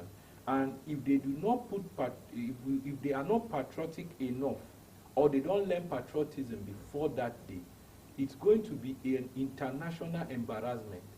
Like I was trying to mention earlier, if you put somebody that does not know the job in a position to perform, you don't expect anything but embarrassment. You know that at a point he's going to fail, at a point he's going to crash. So if they are given this opportunity to serve, then they should be patriotic enough. And some of them, let me say for the two whose names he has mentioned, maybe the patriotism will be to decline the offer. Maybe the patriotism for some of them will be, I want to do this, but I can't do this now, because of the language or because of the signal it is sending into the populace. Even, yes, I someone that said, even if the professor was bored, he should get to one of the universities and take some lectures or so. They can still contribute meaningfully to this nation without taking that position, because it is sending a very bad signal, and the effect may not be now. The effect may come a little later down the line, when people will begin to use this as a precedent to say formally this was done and like that. And I believe that it's not only for these people but for every other person. Your patriotism sometimes is the sacrifice you make in order to keep the nation as a whole healthy. Until we get to that point, I think the challenge may still be unkept. So they should learn the job if they are given, but then sometimes the best thing would be to just say, no, Mr. President, get somebody else. Let's get to the last word. I don't know whether you yes, this nomination list by this ambassador, this is settlement list. These are people that they want to settle. You understand? These are people that you are settling. Tinubu is settling his boys. The people you are not afraid to say, let us say, these are people that have worked. So Mokri has worked, they have settled him. He don't go rest. This one, Mamuya, he has worked. But at the end of the day, it boils down to the fact that no one is coming to save us but ourselves. No one can. We must start with the ideology of Nigerian first.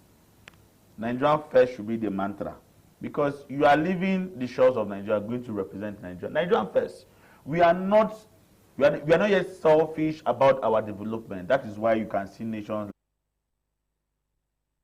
mindset, etc. So Nigeria, it should come down to Nigerians, Nigerian first. All right, I must thank you so much, gentlemen, for being on the program this morning. From my far right is Reverend Dr. Simon Amoye, a public affairs analyst. Thank you for joining us. And also Barrister Maureen Ibam, I hope I got that name correct. Well, I will accept it.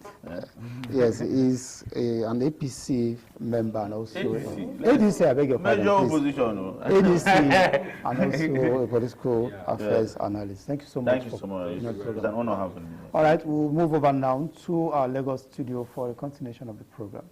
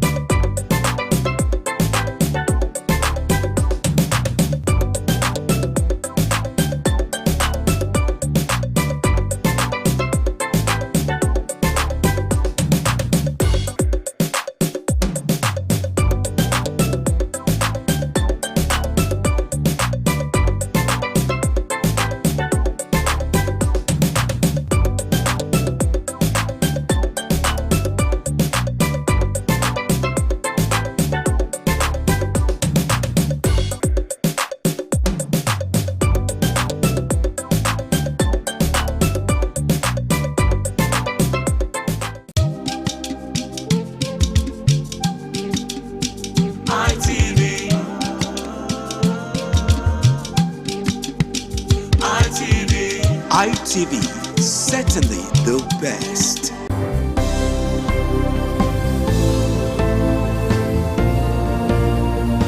Thank you very much for joining us on the program Healthy Living. What is the kidney? The kidney is an excretory organ in the body, which is for metabolism. Tuberculosis affects many organs in the body, but the common ones it usually affects is the lungs. Epilepsy is a neurological problem. Okay. It is an injury in the brain which causes someone to begin to convulse, to go into fits. It is curable, but the cure is a long-term thing. If you eat well and Many thanks for staying with us. And of course, if you just joined, you're watching the continuation of your ultimate news and current affairs program, reaching you live from our Lagos Network Center on the ITV network. I am Joshua Okata. Of course, on the program this morning, our focus would be on the request for the former Deputy Senate President Ike Ekwerimado's extradition to Nigeria for a supposed continuation of his sentence or jail term in Nigeria, vis-a-vis analyzing the reasons and factors associated with the UK's stand on the rejection of his extradition to Nigeria. What will be the future of Ekweremadu as he serves his remainder of the jail term in UK, and of course, what lessons can the average Nigerian politician learn from this experience? These and many more would form the basis of our discussion this morning from our Lagos Network Center. And of course, I'm being joined by Mr. Tony Iwaje, who is a public affairs analyst. Good morning, Mr. Tony. Thank you so much, Josh. Joining us. Thank you. All right, now before we go into the discussion, according to sources, the conviction reached on the former Deputy Senate President Ekweremadu is the first of its kind under the UK Modern Slavery Act for organ harvesting. And unfortunately, a Nigerian this time around, a lawmaker who should know that. Alongside his wife, Beatrice, and a medical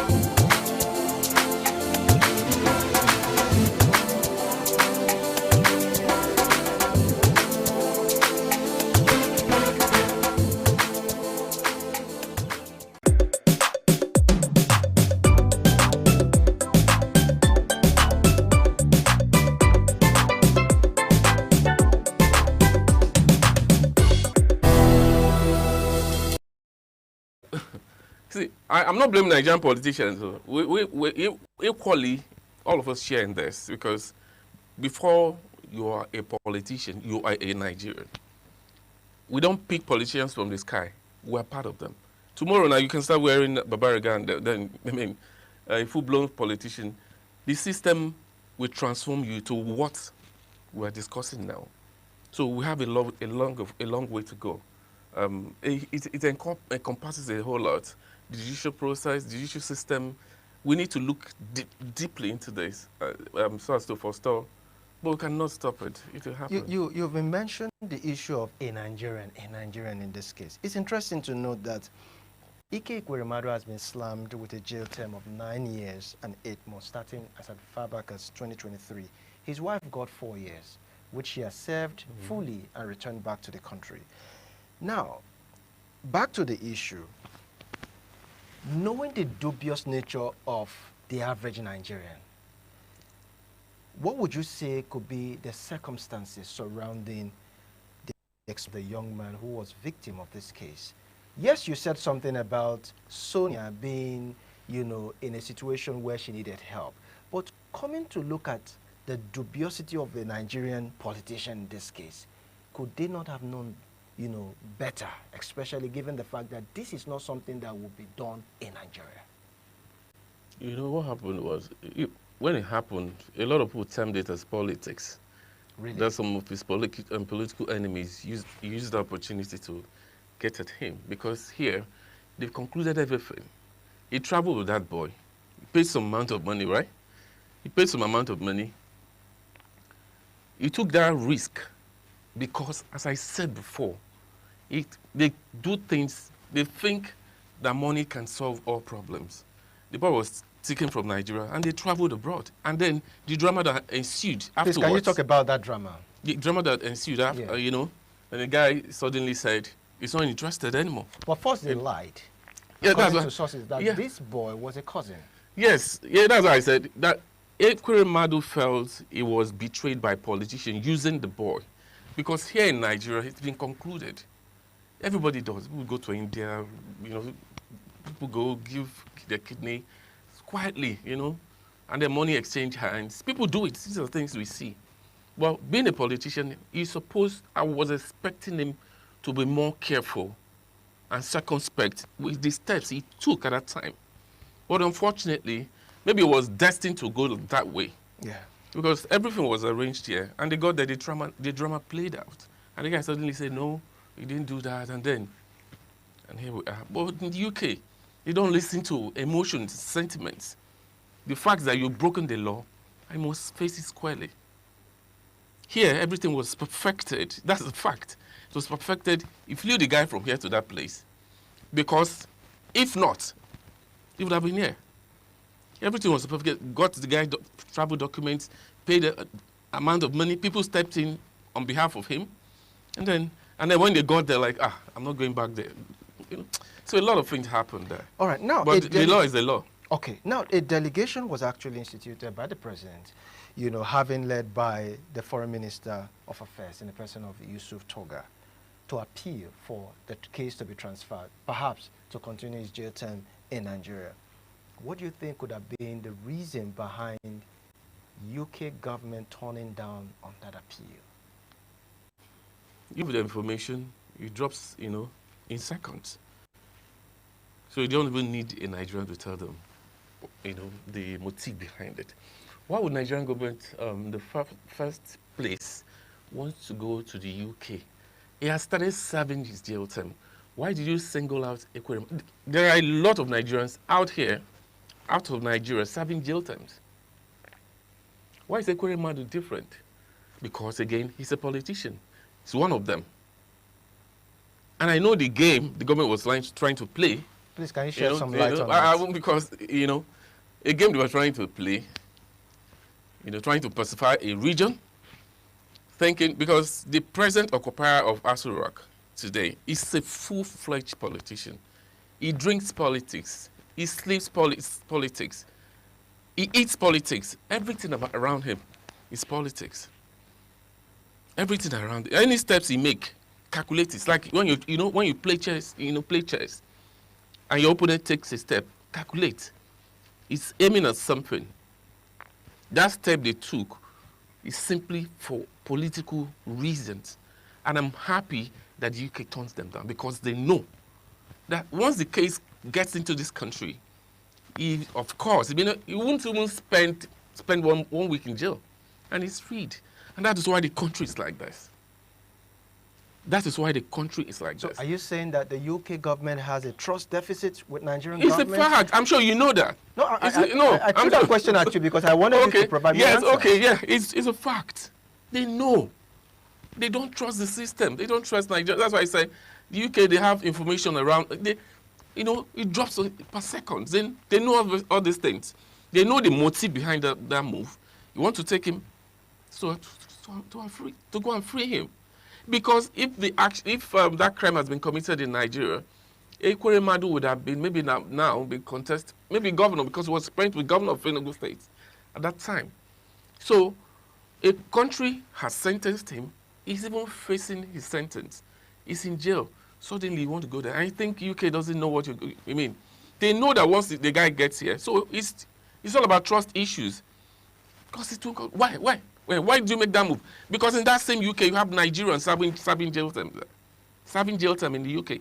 So why do you pick on this particular person? Good. So that question, of course, has brought up a lot of questions that I want to ask you. Because when this news actually broke, the social media space was awash, especially with reactions and counter-reactions as regards why Nigerian government decided to take this stand to appeal on his behalf. They tried to juxtapose it with that of the case of Nnamdi Kanu. This is a clear case of violation of the UK law. And now this is Nnamdi Kanu who is just expressing himself basically on the premise of his, fundamental human rights. You never appealed for his release. But here is somebody who has broke the law in a foreign land and you're sending delegates. What do you have to say about that? Because you said something about a Nigerian politician. Why is this so that's what I'm so saying. particular That's about what I'm it? saying. That step, Ekweremadu is from the southeast. Nnamdi Kanu is from the southeast. As at the time that move was made, Nnamdi Kanu's case was getting to the end. The judge was about to pronounce judgment. I think 2 days or 3 days before the Omotosho was to give. Yes. And they moved before that judgment was given to the UK to go and see how they can bring the guy back here. I don't want to go too far in this. Bring him back here to pacify. I know, everybody knows this. Bring him back here because if you want somebody who has been convicted, if you want to somebody who has been sentenced, if you want UK to give you, because you feel there's a bilateral agreement to give you the guy to bring. So why not give Nnamdi the same chance? You want to free him because everybody knows you want to free him for political purposes. That's what happened. And then it didn't go their way, of course, because I've heard. I don't want to go into this IPOB matter too much. I don't want to go into it deeply. Why I brought out that question was because some Nigerians are saying that this government is so much involved with persons who have criminal record, and will see someone who is just merely expressing himself and perhaps misconstrued to be someone inciting violence, and they decide to abandon that person just because he's just an average Nigerian. So that was why I asked that question to you. That's what I'm saying. In Nigeria, Adams Oshomole once said that once you go into APC, once you come to APC, your sins are forgiven. The president today likes people who are rugged, I don't want to use I don't want to use the word thugs. That's his kind of politics. You break the law, you become his friend. There are a lot of people. Of course, you become his friend. There are some the people on the ambassadorial list, for instance. One of them is having a case with the EFCC. We've seen a lot of them. Once you decamp to APC, you have a lot of governors, senators who have moved to APC, who have EFCC cases that till date, I don't want to mention names, that case has died a natural death.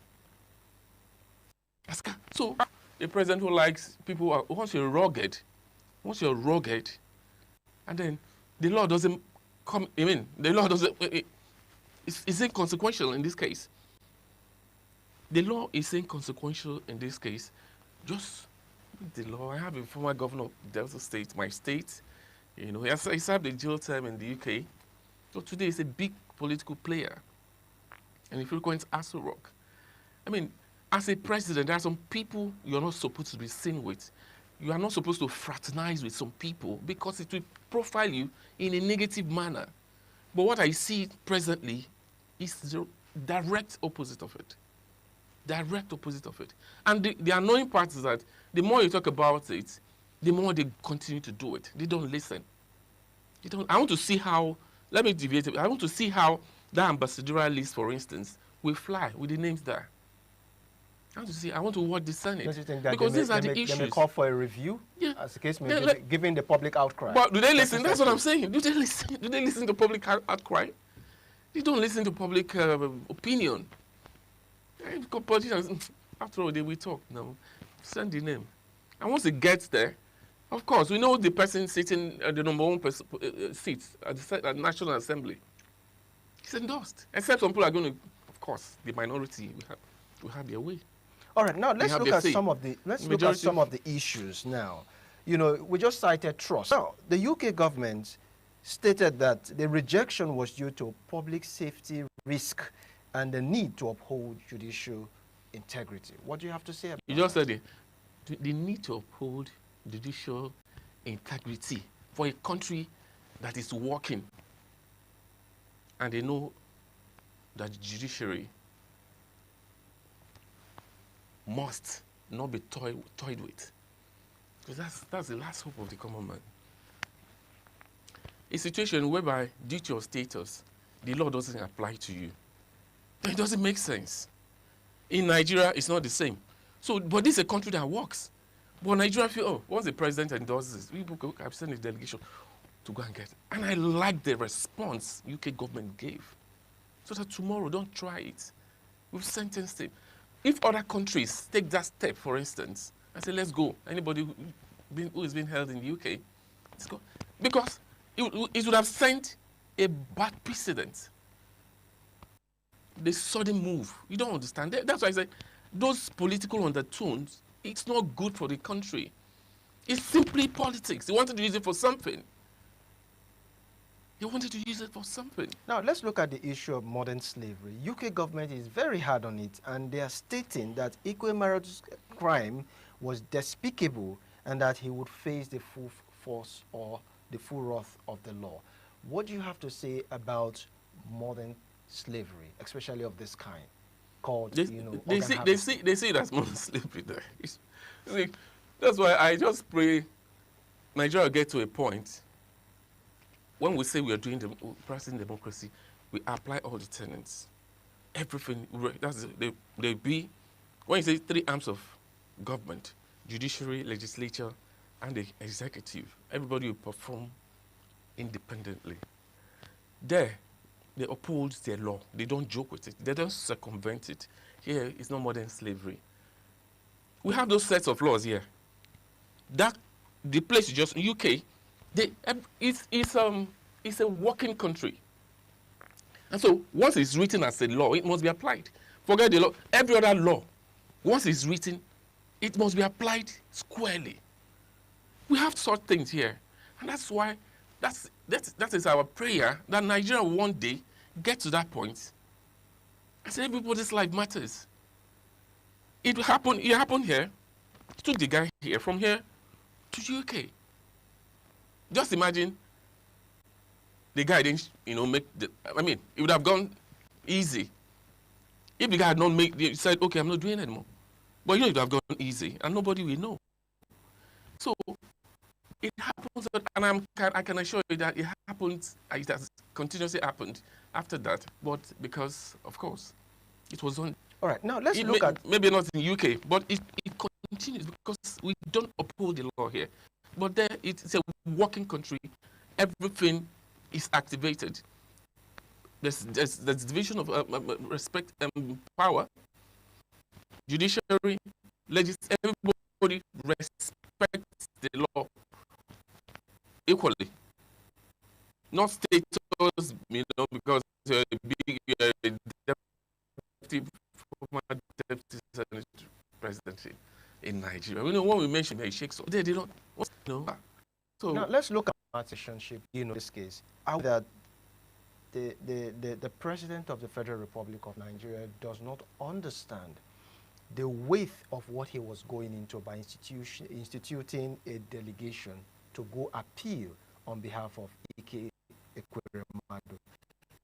Given the fact that it is very likely that this could cause a strain on our diplomatic relation with the UK.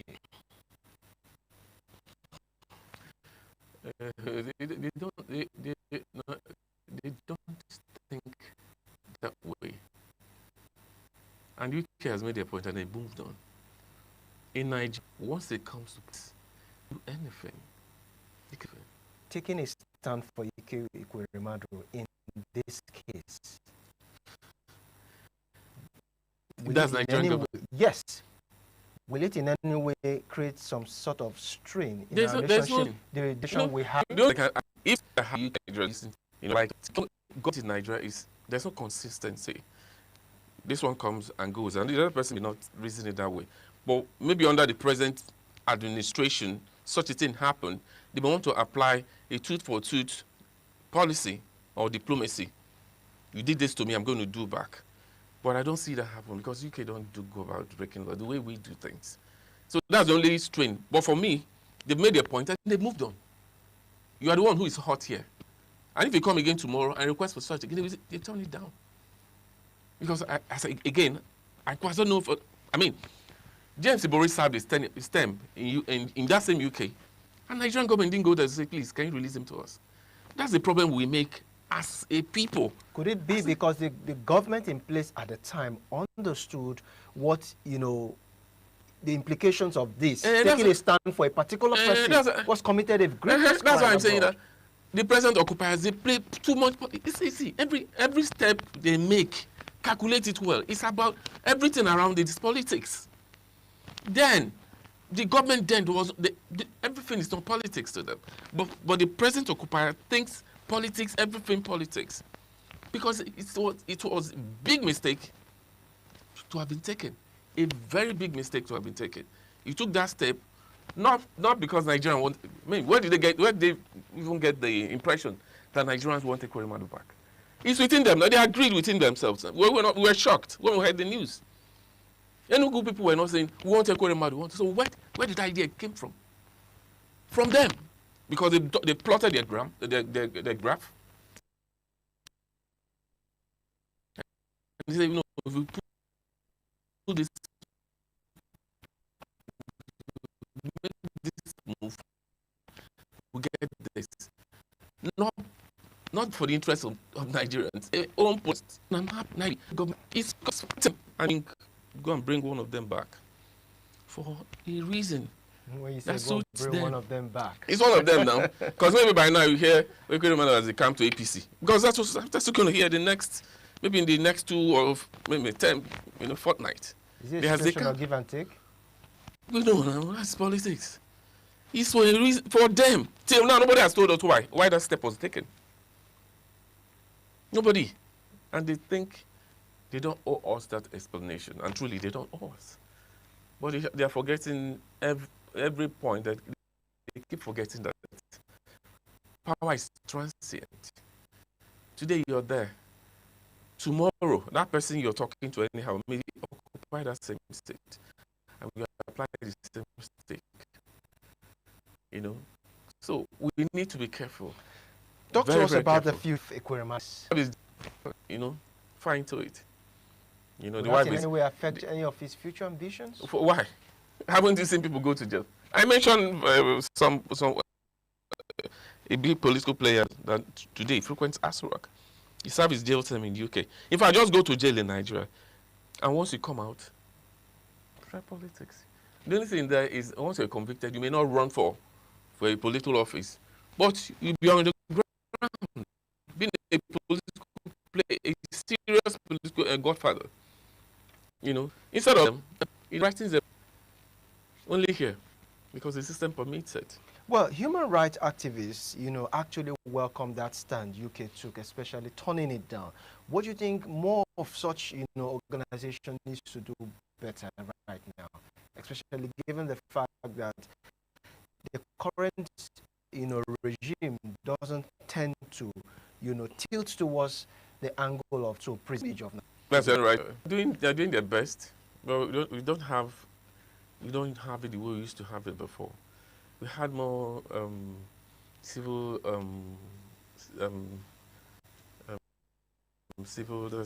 human rights organizations, more vibrant human rights organizations those days during the military regime than what we have now. Majority of them today, are,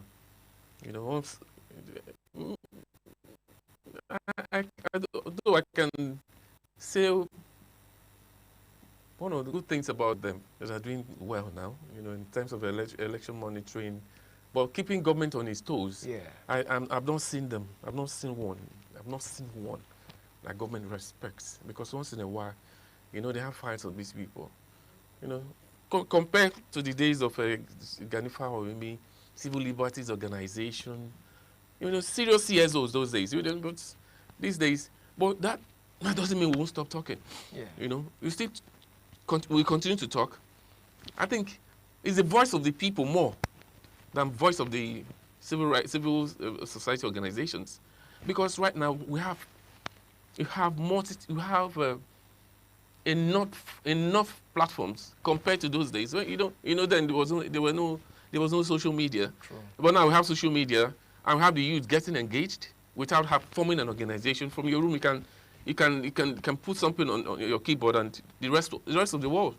I mean, it may shake a country. All right. Now, as we coast home, so I think it's more of the people than CLs. What do you think could be the lessons that the politicians in Nigeria need to learn from this case? You're supposed to learn, though. Like what happened, though. Like, don't take the kind of step this guy took. But as I stated in my opening, they are still doing it because they feel instead of taking a lesson, they'll be more careful. Instead of taking a lesson, they will not take a lesson. Oh, more careful. But they are just being discreet right now. Like, okay, this guy made a mistake. You're not taking it this way. But now, Nigerian politicians, they don't listen. They are desperate. If Nigerian politicians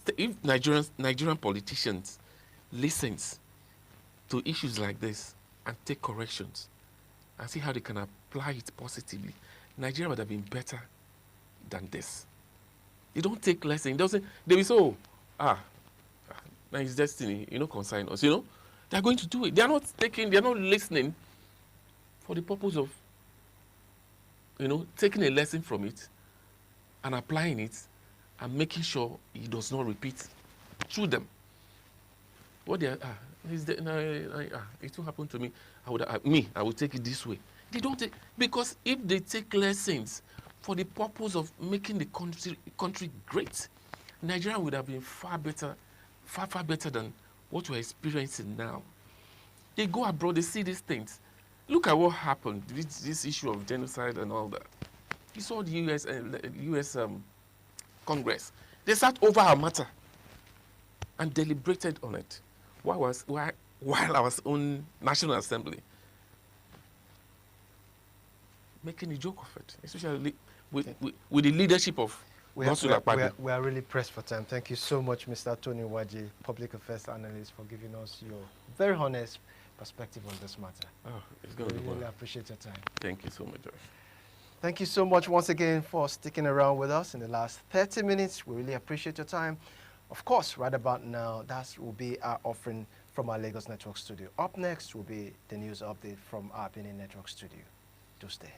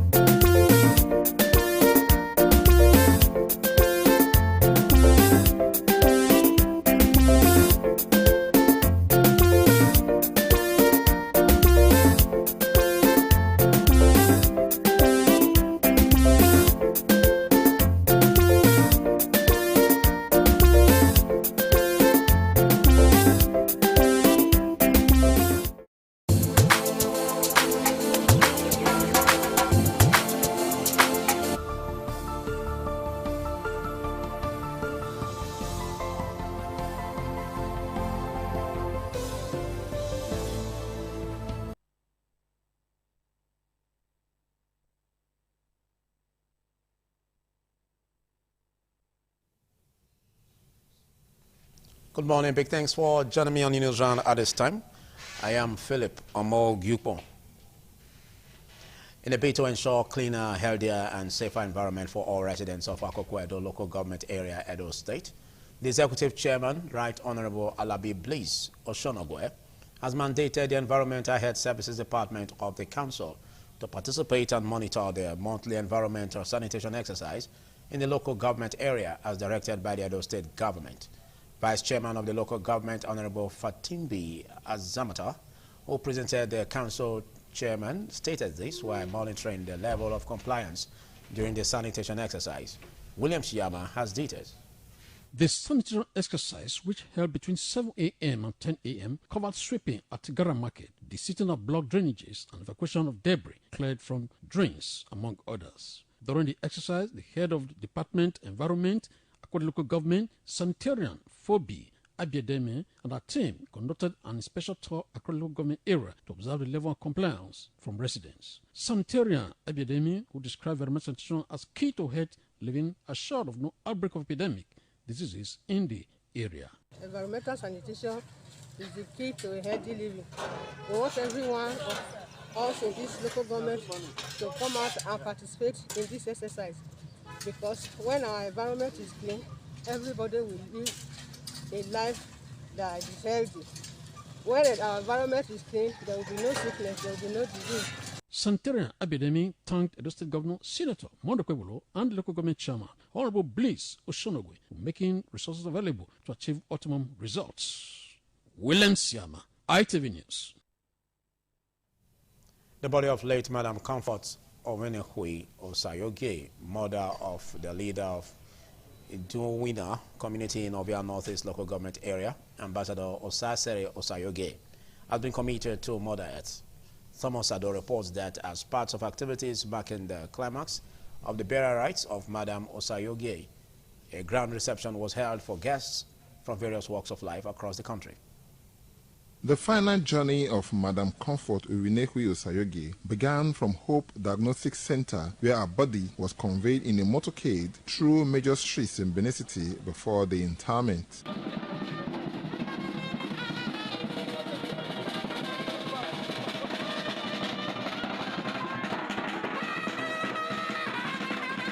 A well-organized reception followed, attracting guests from the political class, community leaders from within Ovia and beyond, business personalities, and members of the academia. Children and well-wishers of the departed took to the dance floor in celebration of a woman many described as a mother to all. Some of the children of the departed, along with family friends, paid glowing tributes to the late Madam Comfort Osayoge. In my life. It's not easy to say goodbye to a friend you love. Well, I thank everybody. She's a kind and lovely woman. They are so nice and perfect. We miss her forever. I want to give God the glory for Mama's life. She was a very nice and kindly mother-in-law to me. She was not a mother-in-law, she's a mother to me. Yes. I love her so much. And so we're happy to be here to also honor him and to tell him that he's a good man and that the mother gave birth to a very, very good man. I know her more than 20 years. She did do her part. She brings everybody together. I don't see anybody to compare with her. She's a really mother. She's a mother of all. There was an abundance of food and drinks as guests were treated to sumptuous meals and refreshments. Late Madam Comfort Uwinehui Osayoge died on 20th of July 2025. She was aged 93. Thomas Sado, ITV News. In a shocking and disturbing incident, a 14-year-old boy identified as Prosper has been arrested by operatives of the Edo State Security Vigilante Network for allegedly stabbing his age mate, Osamede, popularly known as Osabobo, to death over the sum of 2,000 naira in Benin City. Crime correspondent Jolade Ojo reports that the suspect was apprehended at Ramat Park and subsequently handed over to the Aduawa Police Division for further investigation.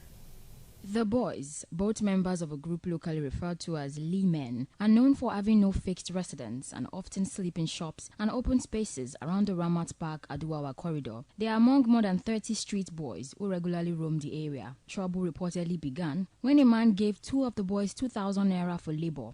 The suspect, Prosper, claimed that the deceased had a habit of taking money intended for him, and on this occasion, he alleged that Osamede again took the 2,000 naira. An argument ensued and quickly escalated into a fight, during which Prosper allegedly broke a bottle and stabbed Osamede, resulting in his death.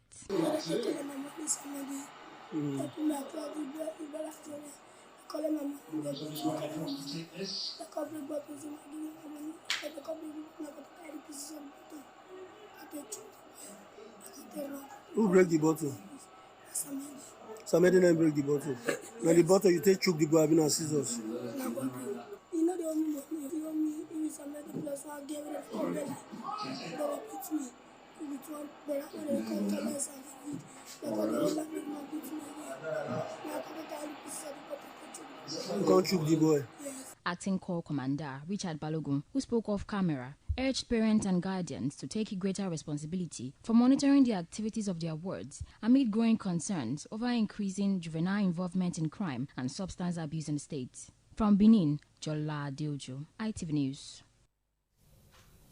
A former Attorney General of the Federation and Minister of Justice, Abubakar Malami, SAN, has dismissed as baseless and illogical allegations by the Economic and Financial Crimes Commission that he duplicated the recovery process of the $310 million, later $322.5 million with interest abachalut. In a statement issued Sunday by his media aide Mohamed Doka, Malami confirmed that they appeared before the EFCC on November 28 over allegations of abuse of office and money laundering connected to the recovery process. He said the accusations collapsed under factual scrutiny and that his engagement with the Commission on November 29 was successful. Malami insisted that no such recovery has been completed before he assumed office in 2015, stressing that funds can only be deemed recovered once logged into the Federation account. According to Malami, Monfrini demanded a $5 million upfront payment and a success fee of 40%, later reduced to 20% terms. The Buhari administration rejected.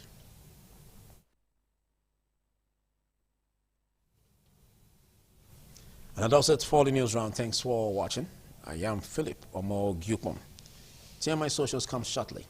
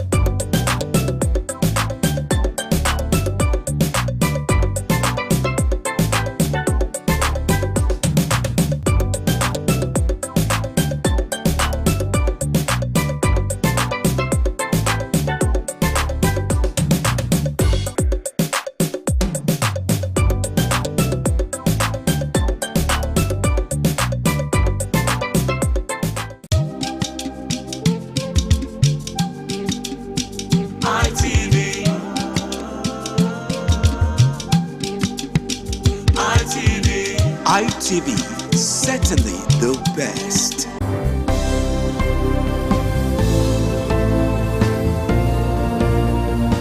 Thank you very much for joining us on the program, Healthy Living. What is the kidney? The kidney is an excretory organ in the body, which is for metabolism. Tuberculosis affects many organs in the body, but the common ones it usually affects is the lungs. Epilepsy is a neurological problem.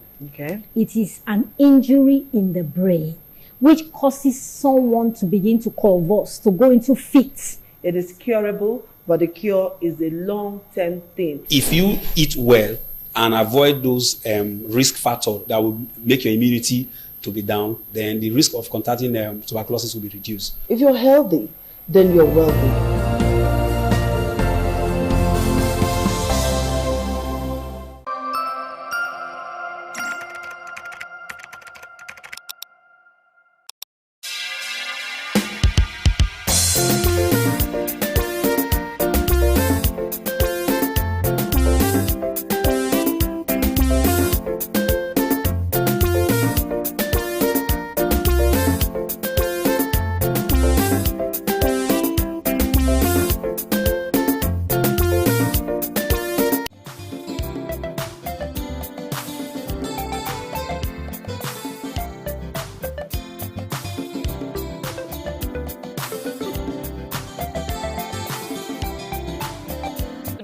And welcome. This is TMI Socials.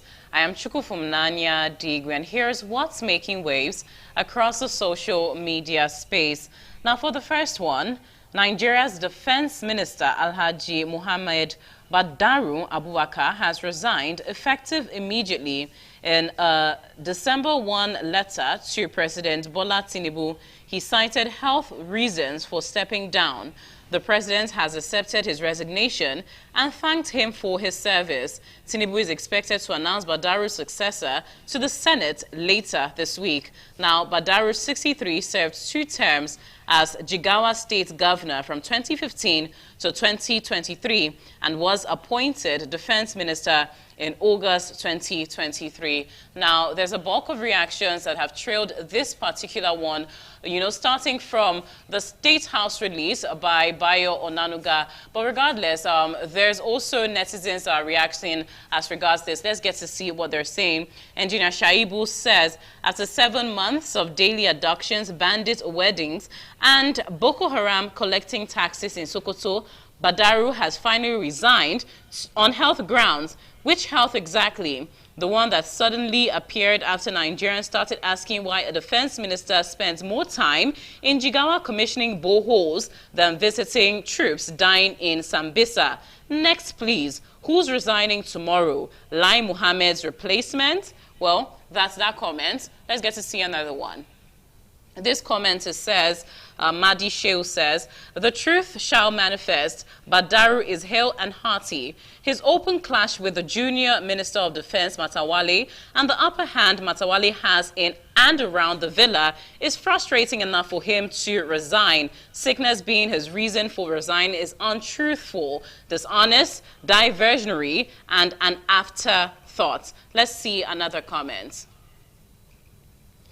This reaction says, long overdue, health or no health. The security situation demanded accountability. Thank you, Mr. President, for finally acting. Next step, appoint someone with the capacity to turn things around.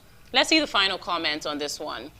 This reaction says, Mr. President should please consider bringing back General Christopher Musa as Minister of Defense and Coordinating Minister of War. Please, if this fails, we should ensure that someone who has military experience takes over the defense because of how sensitive and daring it is now.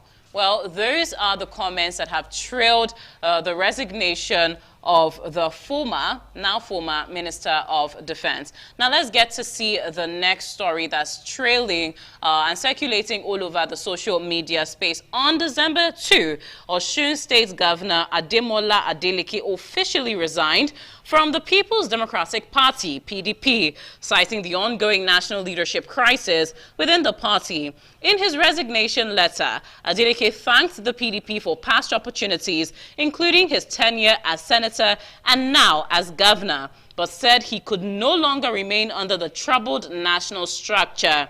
Now, this announcement comes just hours before the state's governorship primary for the 2026 election, raising questions about his next political move. No new party affiliation has been disclosed, leaving the political landscape in Osun in flux ahead of the upcoming 2027 polls. Well, of course, as you know, when it comes to decampment or resigning from a political party, the social space is always in an upheaval about it. Now, let's see what reactions are saying as regards this particular story. Well, this reaction says this resignation isn't about principle. It is about positioning. If he truly believed in the mandate he won under the PDP, he wouldn't abandon the party the moment things got tough. This looks more like a calculated move to align with ADC ahead of 2027, not a sudden loss of confidence in PDP. He knows the party is weakened and is jumping ship for personal ambition, not public good. Let's see the next comment. Well, this next comment goes along to say, Wike still winning for Bola Tinubu. How can one man bring down the party that made him? And you guys have no balls to fight. Nobody will be on PDP ticket in 2027 because Nyesom Wike will not allow the party to have life. His interest is to endorse Tinubu and all the candidates in APC. Let's see another comment. This next comment says, your service and contributions, first as a senator, now as a governor, are respected and acknowledged. While political paths may change, the commitment to the people of Osun remains what matters most. We wish you clarity and purpose in your continued leadership in the state, sir.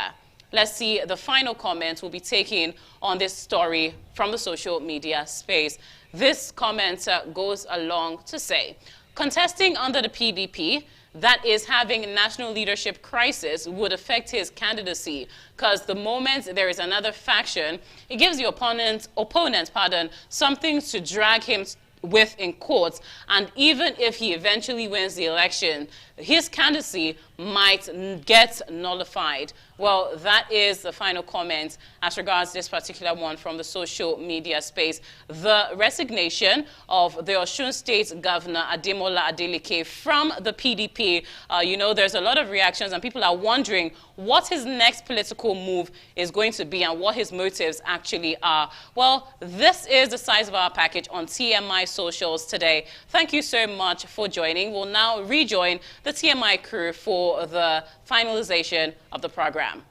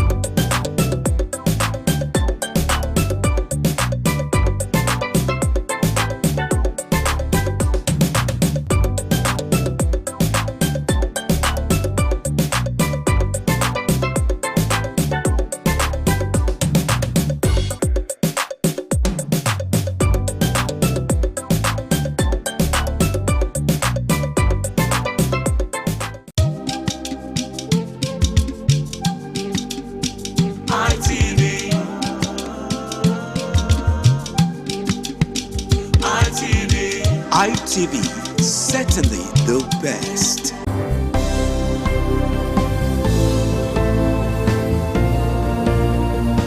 Thank you very much for joining us on the program, Healthy Living. What is the kidney? The kidney is an excretory organ in the body, which is for metabolism. Tuberculosis affects many organs in the body, but the common ones it usually affects is the lungs. Epilepsy is a neurological problem. Okay. It is an injury in the brain which causes someone to begin to convulse, to go into fits. It is curable, but the cure is a long-term thing. If you eat well and avoid those risk factors that will make your immunity to be down, then the risk of contacting tuberculosis will be reduced. If you're healthy, then you're wealthy.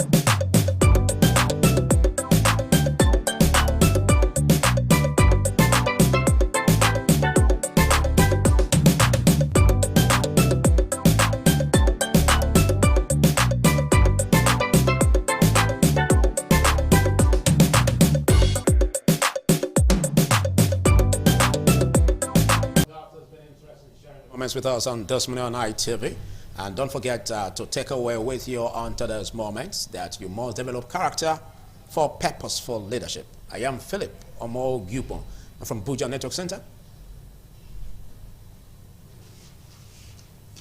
All right, I'm Dominic Mr. Thanks for investing your time with us today on the program this morning on ITV. Goodbye.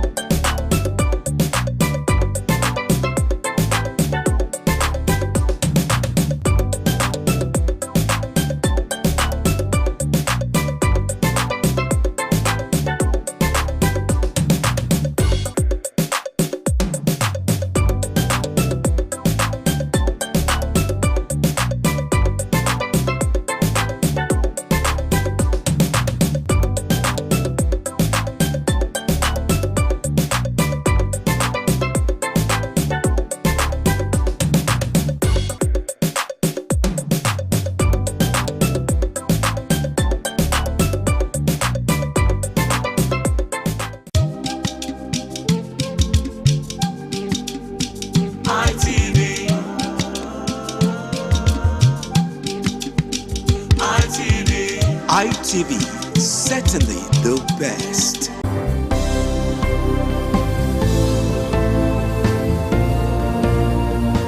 Thank you very much for joining us on the program, Healthy Living. What is the kidney? The kidney is an excretory organ in the body, which is for metabolism. Tuberculosis affects many organs in the body, but the common ones it usually affects is the lungs. Epilepsy is a neurological problem. Okay. It is an injury in the brain which causes someone to begin to convulse, to go into fits. It is curable, but the cure is a long-term thing. If you eat well and avoid those risk factors that will make your immunity to be down, then the risk of contracting tuberculosis will be reduced. If you're healthy, then you're wealthy.